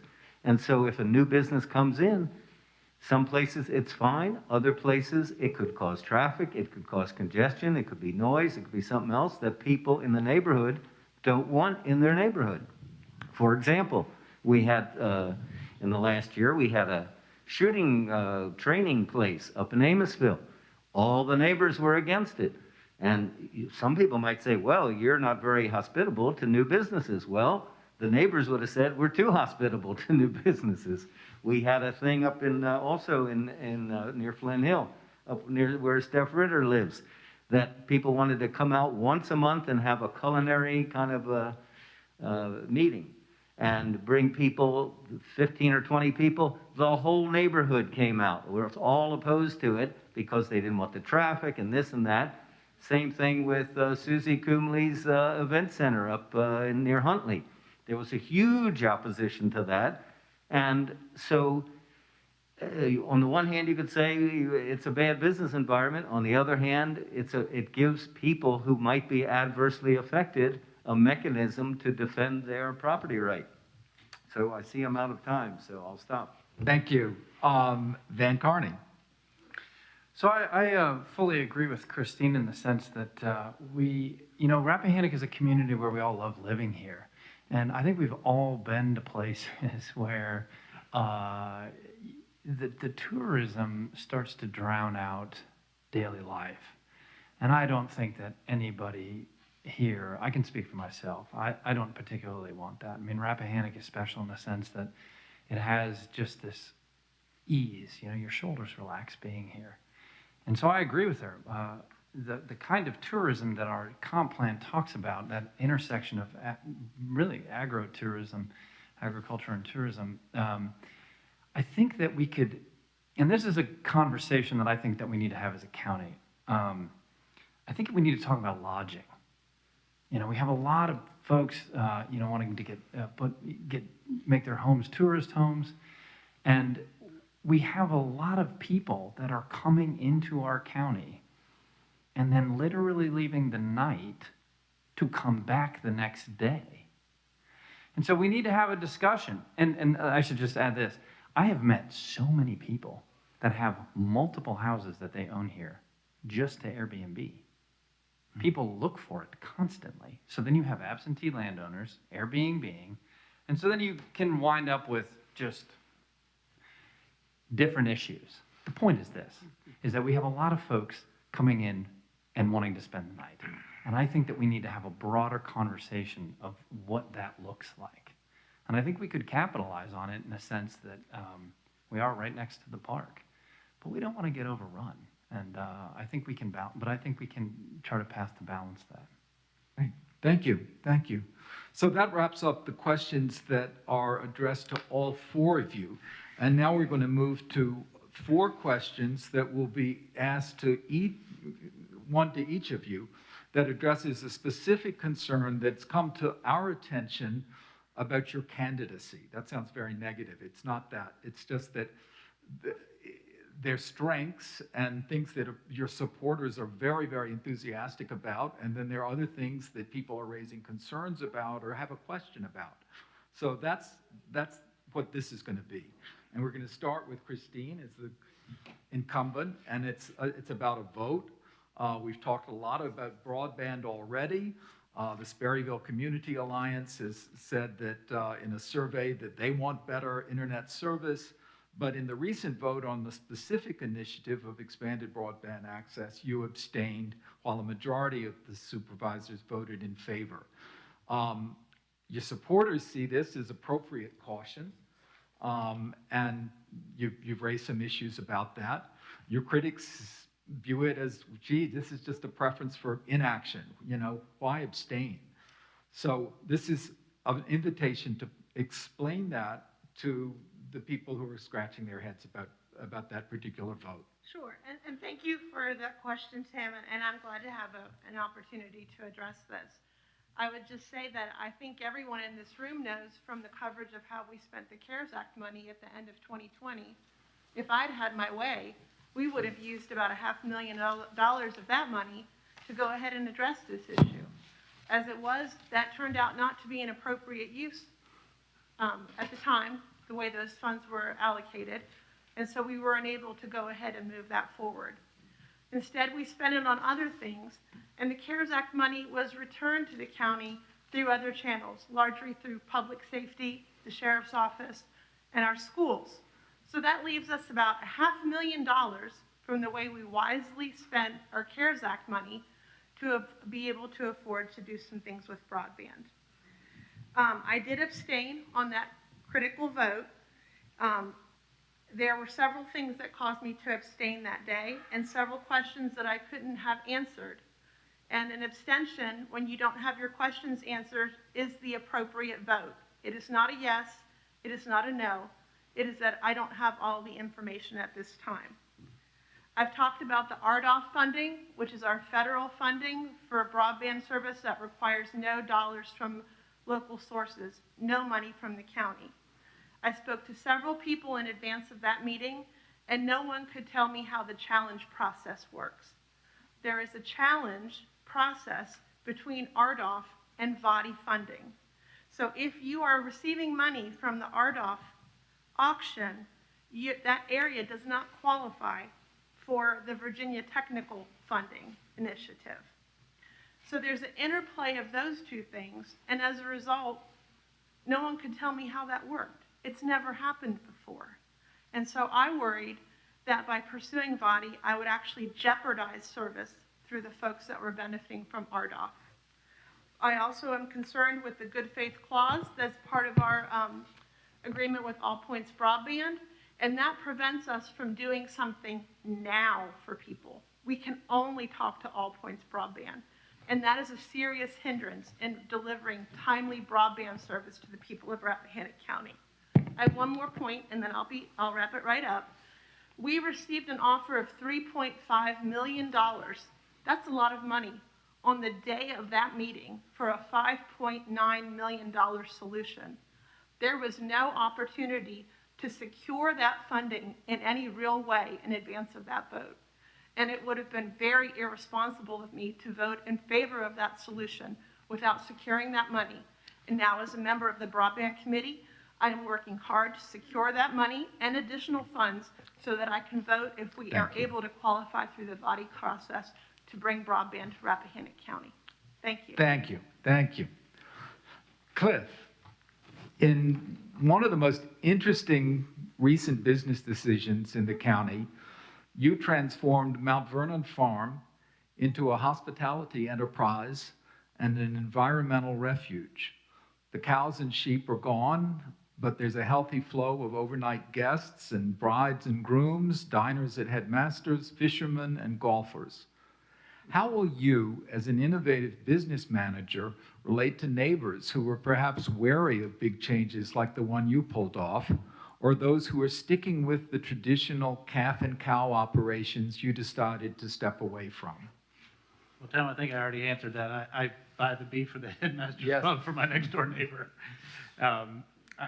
I came back to Rappahannock and was really looking to find ways to make our property, people use the word sustainable all the time, but if it's losing money, it's not sustainable in my mind. So I was looking for ways to preserve open space and yet at the same time run a property that didn't lose money every year. So I know there are non-traditional things that we do, the restaurant and the bed and breakfast, but they have been successful. They've achieved a lot of honors, and I'm very proud of them. And I hope that I haven't had a negative impact on my neighbors. I know at least the ones that provide us with the beef enjoy having us there. So that's my quick answer to that. Good, Thank you. good. Thank you. David, all voters recognize the value of your experience in zoning questions and the many areas covered by the county's comprehensive plan. Your supporters consider you a feisty maverick who will unstintingly protect the county's interests. But the record also includes a string of lawsuits, some of which cost the county tax dollars to defend, and a pattern of some language in public dialogues that your co-citizens or neighbors experienced as insulting or even threatening.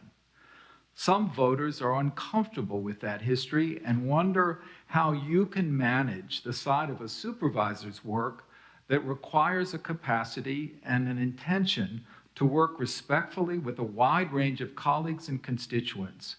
What can you tell those voters who admire your experience but worry about the history of acrimony and litigation? Well, thanks for that question. I'm glad to answer it. I hold very dear the principles that are in the Constitution and the statutes of Virginia that say the affairs of government are not intended to be conducted in an atmosphere of secrecy, since at all time the public is to be the beneficiary of any action taken at any level of government. And there's other laws that go to the same effect. I'm a strong believer in open government and transparent government. And unfortunately, what happened and led to the litigation was that those laws were not observed.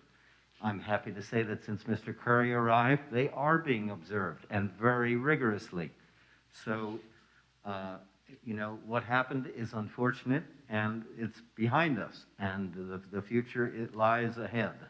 As far as the civility issues, right, I'm a kind of a rough and tumble guy on RapNet or here or there, Some people appreciate my sense of humor and others don't appreciate it, and I appreciate that.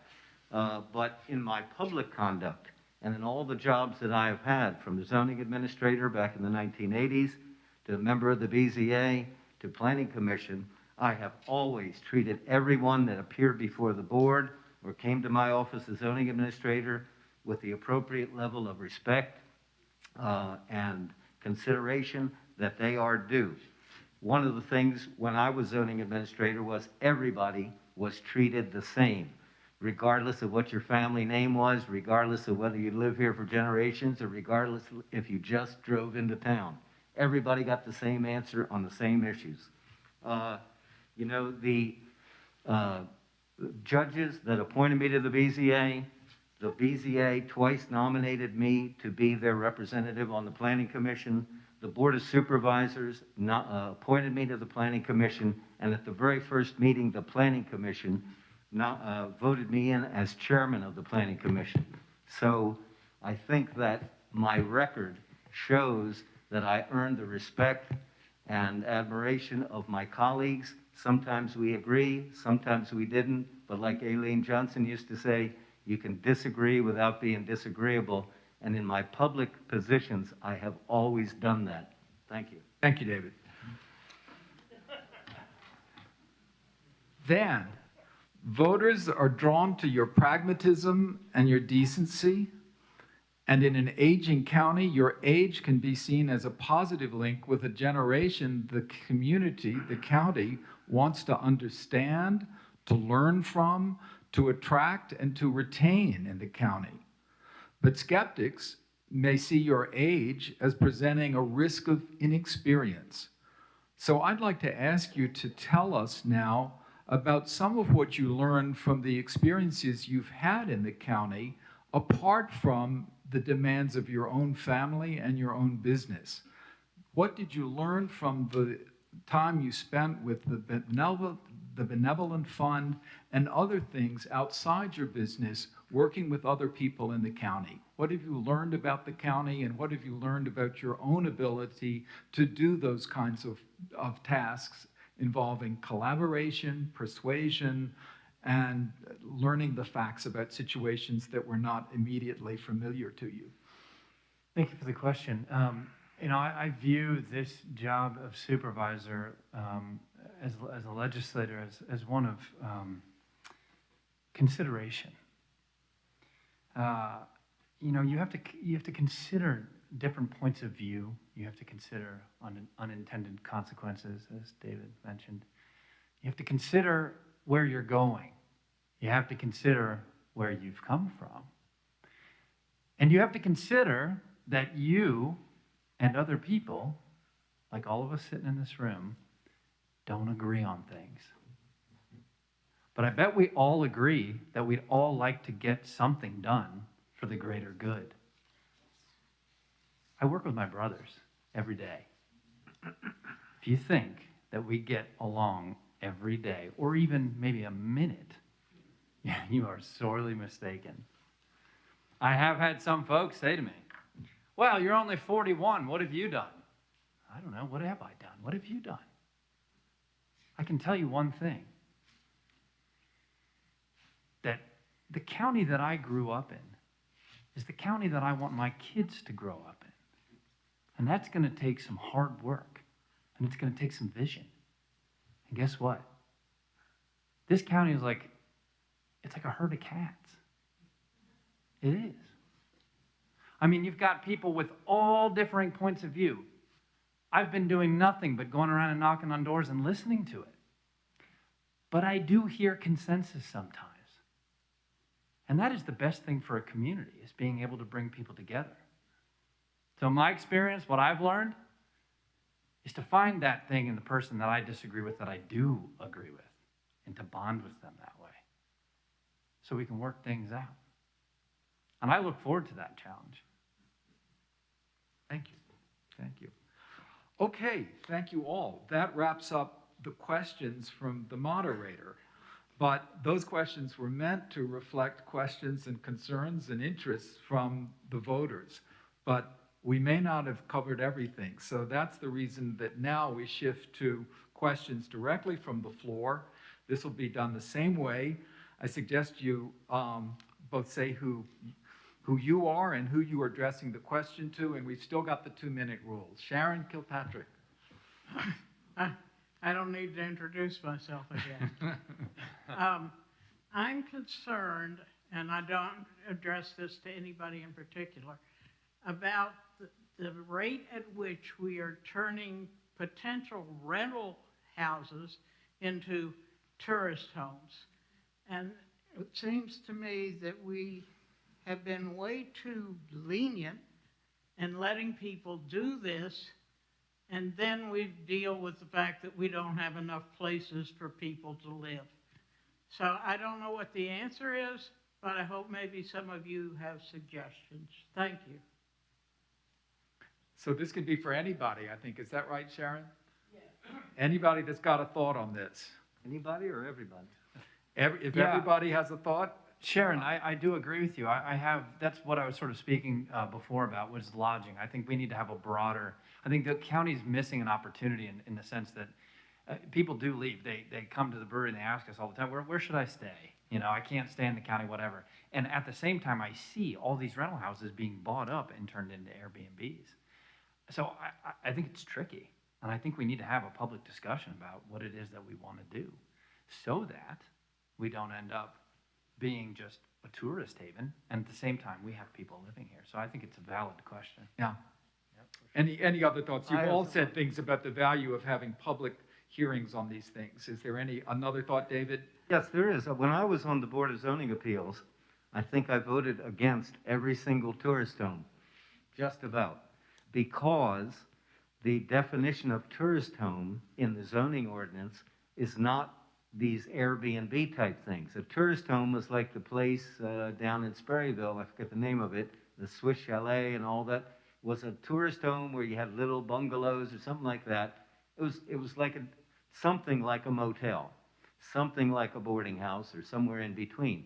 It was never intended to be what it's kind of morphed into now. And yes, it's eating up a lot of quote unquote affordable housing. Because why would you take a house that you can only rent out for a few $100 or $500 a month or even $1,000 a month when you can fix it up a little bit and turn it into a tourist home for weekend use where you get $500 or $600 a night, not a month. So that's the issue. And I do think that these tourist homes can change the character of a neighborhood. And that's another reason I always really tended to oppose them, because tourist home is a commercial use, and it doesn't belong in a residential neighborhood because it changes the character of the use or the neighborhood. The people next door used to have neighbors that they knew that if their car broke down or they needed their driveway plowed or something, somebody lived there that they knew. Now, every weekend, it's a different bunch of people from who knows where, and that changes the character. And so I think we do need to have a discussion. It's one of the primary areas of the zoning ordinance that needs to be amended. We started on it last year, but unfortunately, we didn't finish. Okay, let's move to the next question, and I want to make sure that Ms. Smith and Mr. Miller have a chance to respond to your question. I'd like to address that question briefly if I could. Okay, you've got a thought.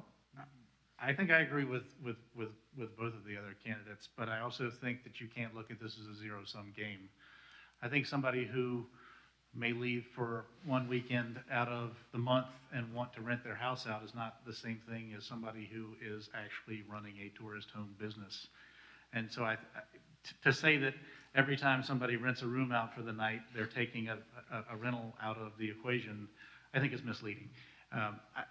I've said this all night, and I do believe that we need to have some housing for the people who are supporting our services here. But I think to say it's a zero-sum game is a mistake. Okay. I would just also add that, we have discussed this many times as a board. Everything from exploring the option of a moratorium on additional Airbnbs, which isn't really realistic. It's a very porous answer and would probably result in litigation and lots more issues. But we really do need to dig into this. What's appropriate exactly for Rappahannock County? In order to do that, 3 of us have to decide that this is an important enough thing to take on. And I don't really think we've been there as a board. I think it's a complex situation, and for some folks, it might be that it might take away a rental option for them. I know that there are a lot of local families that are devoted to making sure that there are local affordable rental options for people in the community. Yeah. And I'm very proud to know a lot of those people. But the argument that's always been made for why B&Bs are good has been made by my peer, Mr. Parrish, on the board, because there may be people that are trying to age in place or have additional income and are maybe at the lower end of the income disparity. And it allows them an opportunity to realize an additional income stream and maybe do things that they wouldn't ordinarily be able to do. And stay in their houses, maybe. Yes, sir. Okay, next question. Why don't you direct it, if you can, to one of the candidates, because I'm just conscious of time and I want to get as many voices from the floor as possible. Okay, well, that's where I was going. Good. This county has a long history of good old boy politics and behind-the-scenes decisions. Mr. Miller, Mr. Carney, both of your businesses have zoning issues. You're a driving range, and when you moved the brewery from commercial zone to agricultural zone without a permit, all right? Could you please explain how you'll prevent this county trend from continuing? I did not have an issue with zoning, Paige, you are incorrect. So we are a farm brewery. So We're a farm brewery. Why by did right. the zoning administrator recommend that you have an application? Why did you submit an application from a lawyer who knows zoning and then withdraw it? So Paige, there must have been an your issue. facts are wrong, Paige, that's why. What you're speaking of is the Rappahannock Farmers Market.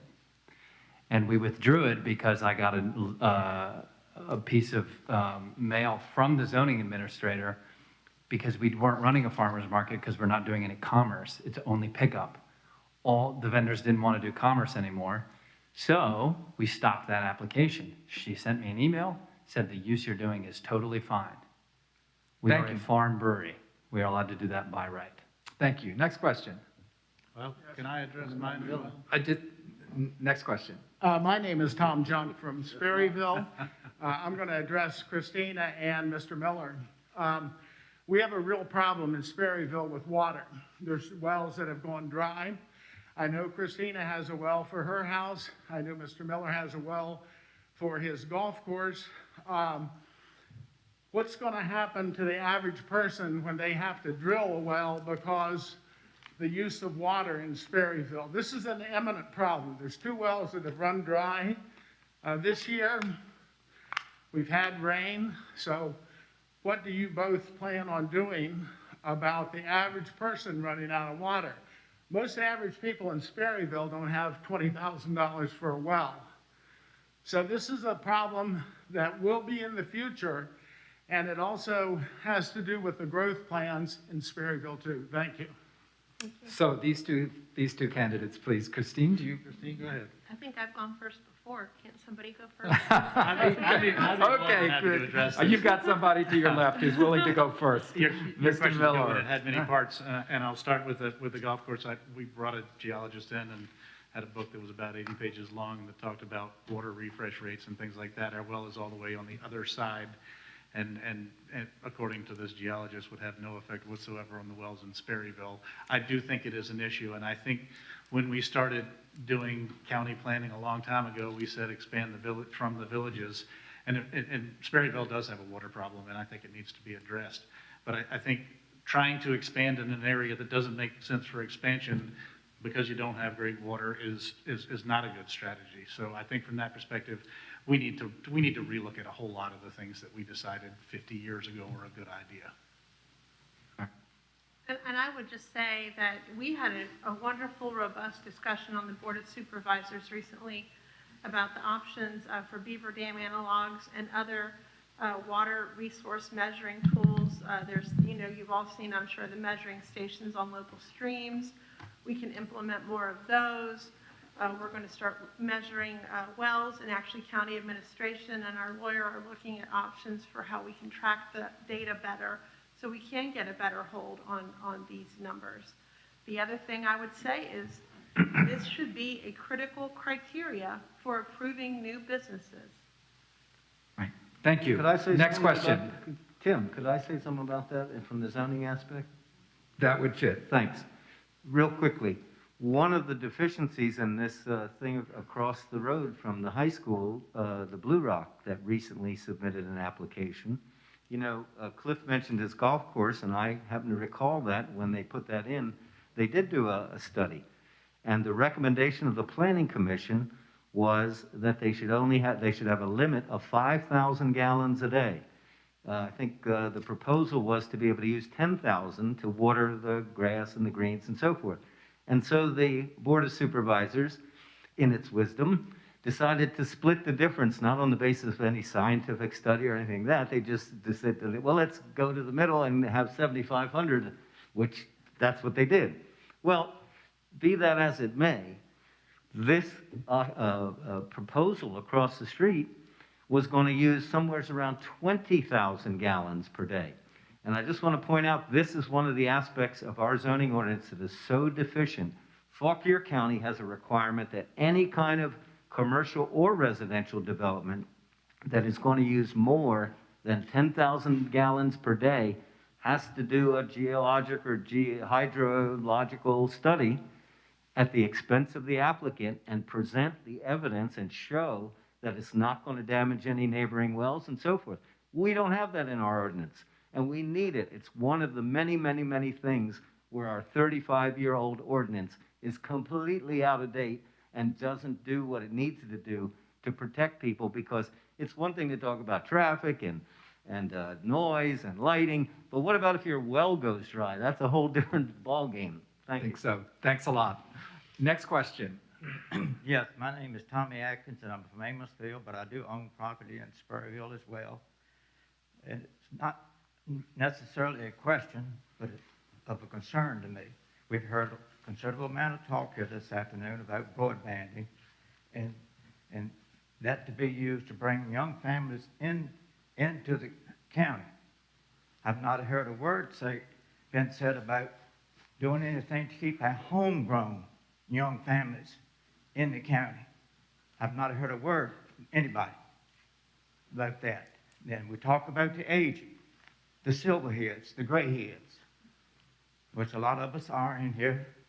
And yes, it's great about the senior center in Scrabble. That's great.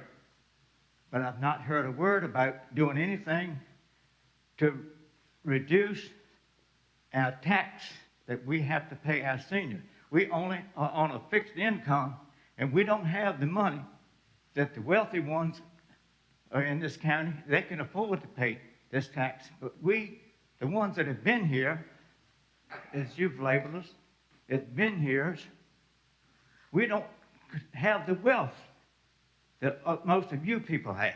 And we cannot continue to pay this real estate property tax that's being carried on our backs.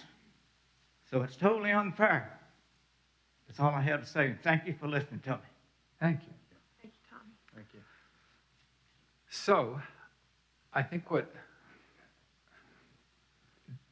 is there, he did not address that question to anybody in particular. Well, But I think if people, anybody wants to step up and Sure. others can join in, that's a very central question, taxes. Well, I'm going to do something that probably I might not ought to do, but, you know, that's a tradition on the Board of Supervisors, especially of the guy from our district who's retiring saying, well, I probably shouldn't say this, but I'm going to anyway. In any event, one thing that was promised in the 1980s when it was adopted was to take a look at land use taxation, because there's a lot of people that take advantage of that, and that does shift the tax burden onto the smaller lot owners. And I'm not saying I propose to do away with land use, so don't misquote me on that. I'm saying that I know for a fact that when land use was passed in, I think, 1980, it was promised by the board that they would take a look at it after 5 or 6 years, because there was a lot of opposition to it amongst the small lot owners.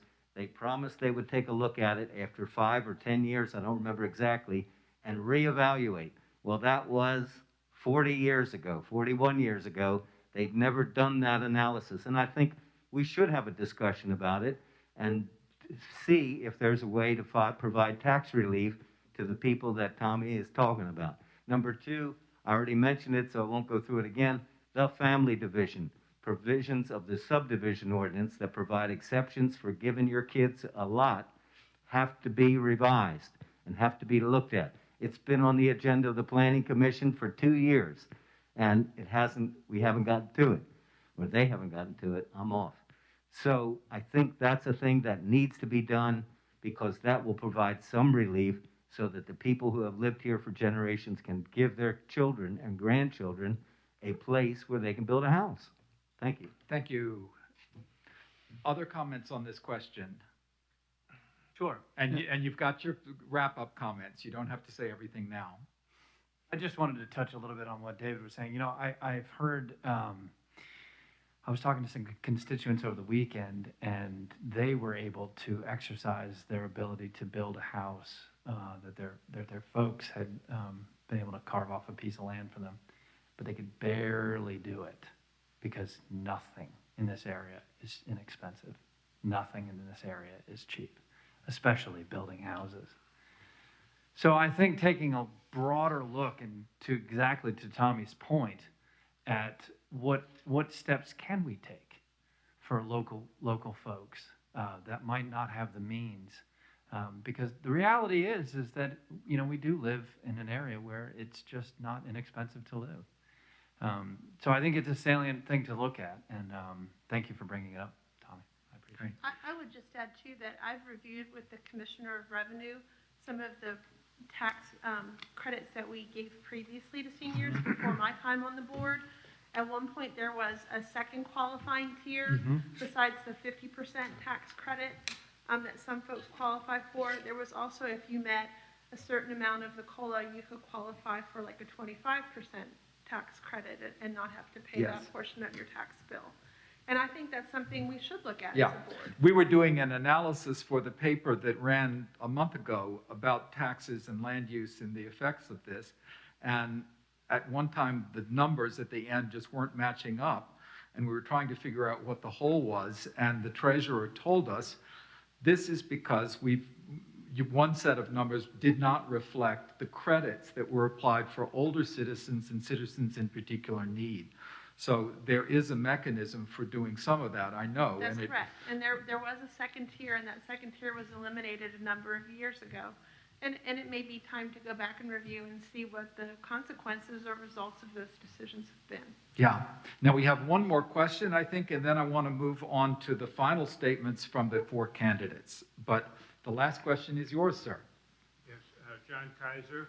I'd like to make a comment or two that partly in response to the previous gentleman's concerns. Microphone. Oh, yeah. Okay. I want to use a dirty word, trailer parks. How many people in the room here know that Rappahannock has a trailer park? So we have trailer parks. They're not the one that I know about, which is in Amosville. There may be others. Are pretty trashy looking, and I wouldn't be encouraging, or I think anybody really wants to encourage trailer parks that have that aesthetic, which is no aesthetic. But there's no reason that I can imagine, although I'm sure there are plenty you can come up with, to somehow amend the ordinances that would make it possible to, or at least easier to, create a trailer park complex subject to many things, including an aesthetic norms. I've been in countries and in places in the United States and even in Alexandria where trailer parks are actually very attractive and they're well maintained and quite livable. And I'm just wondering whether the county might want to consider an ordinance specifically for encouraging trailer house development, which would have to give a different name since that would offend lots of people, but that would be the basic concept, is to make modular housing or whatever you want to call it, but just a thought. Okay, Thank you, John. thank you. I would just say that this question kind of fits, to my mind, in the larger context of affordable housing and what and where and what it looks like and when we do it. That is a question that is addressed in the Code of Virginia. And the Code of Virginia is very specific that we should take a regional approach when we look at our affordable housing solutions. And so there was a report put out by the RRRC, our regional commission, at the end of last year. Probably not the greatest year to try to put this kind of reporting together, but they did it. And we should work with the regional commission to see what the recommendations or the ideas for Rappahannock County that are appropriate to our county should be. And it should occur in the context of the larger discussion of what kind of affordable housing is appropriate to Rappahannock County, where should it be, and what should it look like. Okay, so if possible, I'd like to, because we're bumping up against the time when the school's going to turn out the lights on us, and I really want to preserve the time for your summary statements, because there are lots of little issues that have come up, and I'm sure you've taken notes on things that, you know, you want to make sure people understand, or you want to get back to something that possibly was left in a state of confusion, or you just want to remind people of something. So the remaining 8 minutes are yours, two, and it's your final summing up, and gather the loose ends and whatever remaining statements you want to make to this group of voters. So I think we'll start with you, the incumbent. Thank you, Tim. Again, my name is Christine Smith, and it's been my honor for the past 4 years to represent the people of Piedmont District on the Board of Supervisors. I want to talk about things that I've heard tonight and that I know are important to the people of my district. One is the reassessments that are going on now. I hear a lot about this, and I know this is critical to a lot of families and seniors. I want people to understand that we only voted to do these reassessments because it is required that they be done every 7 years by the Code of Virginia. So we did vote to do the reassessments, but I am telling you, I was the first member of the board to say, we have got to go back and lower the tax rate so that these reassessments do not become a large automatic tax hike for the people of Rappahannock County. And with your vote before or on November 4th, I will do that. We have this tranche of ARPA funding already in our bank account. That's the American Rescue Plan Act funding. We have about $700,000. We have about another $700,000 on the way. It can be spent for critical infrastructure needs like broadband, water and sewer, and other items that may come out in the final decisions for guidance. We've already allocated $65,000 of that money to help the Water and Sewer Authority. I will ensure that we spend these ARPA funds and any other federal dollars that come our way in prudent ways that prepare us to succeed in the future and set us up with some future-proof solutions for utilities and technology.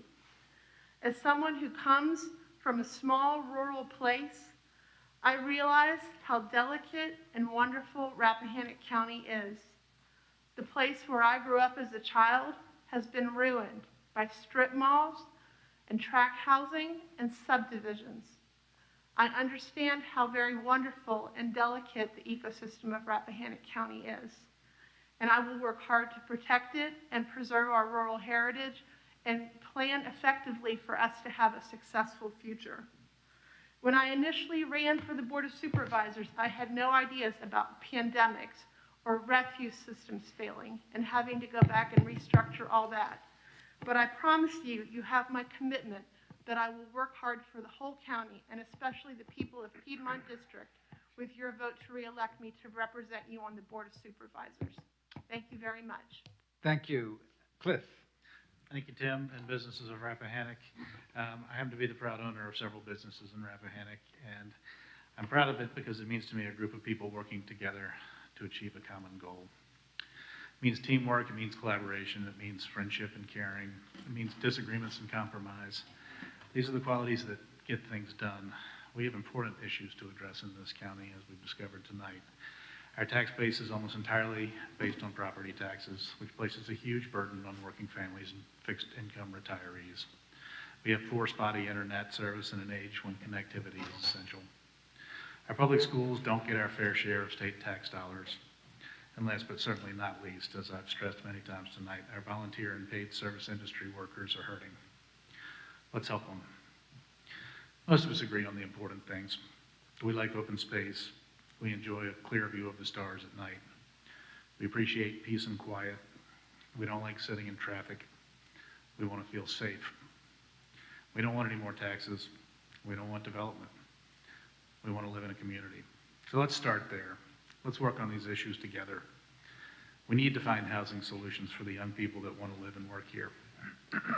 Let's make Rappahannock the kind of place where our children want to stay and take over the family business.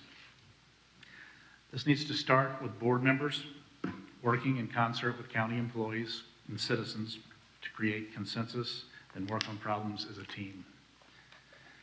My wife, Jordan, and our daughter, Anna, and I went for a walk this morning up on Turkey Mountain. And while we were out there walking, I said to her, you know, my great-great-great-grandfather and Anna's great-great-great-great-grandfather was probably doing the same thing 200 years ago.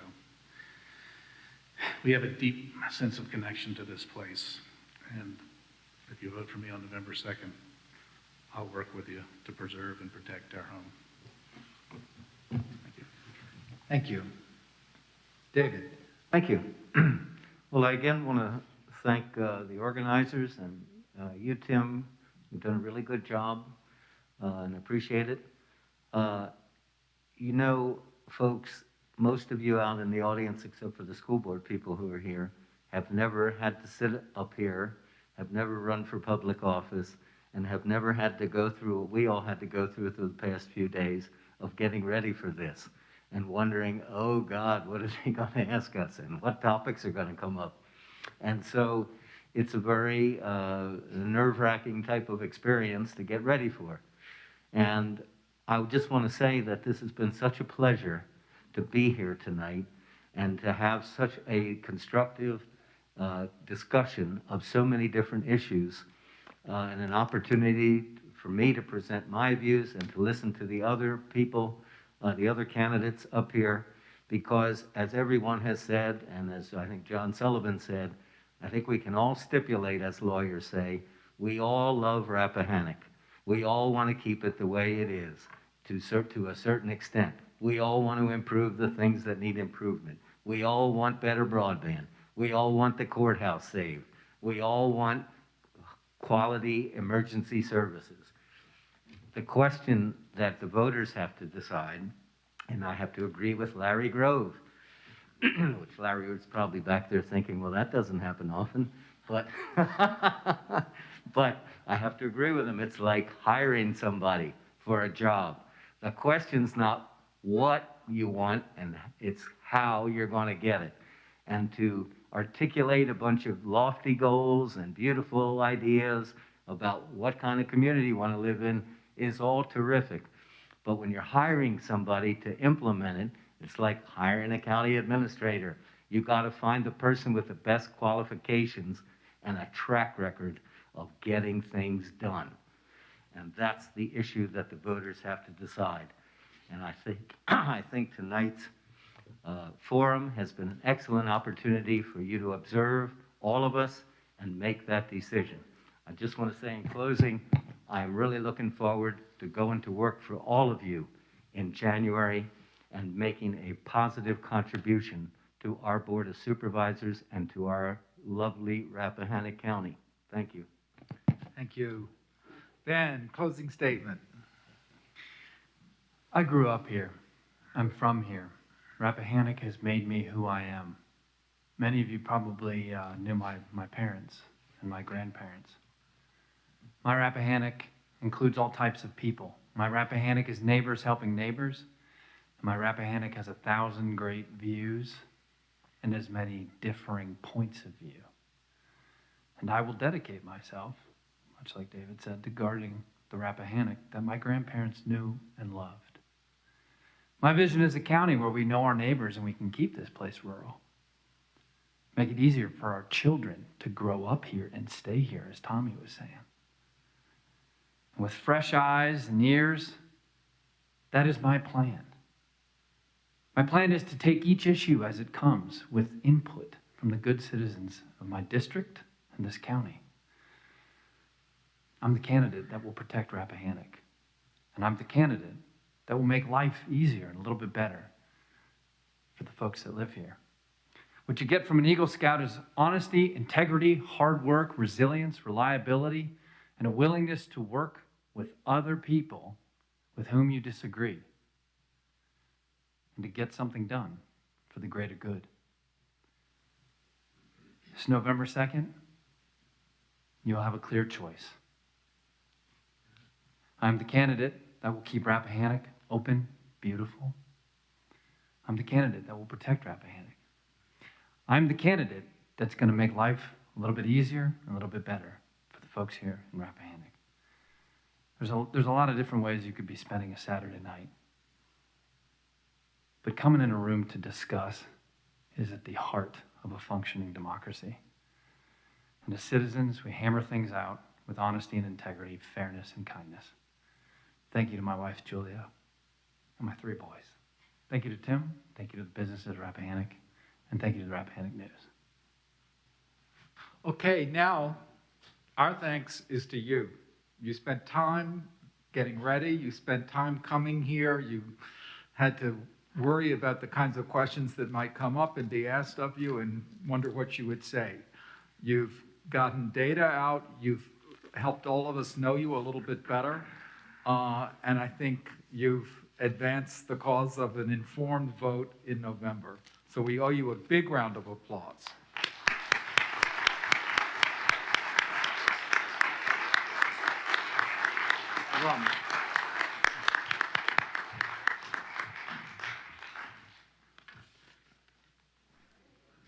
That it? Teresa?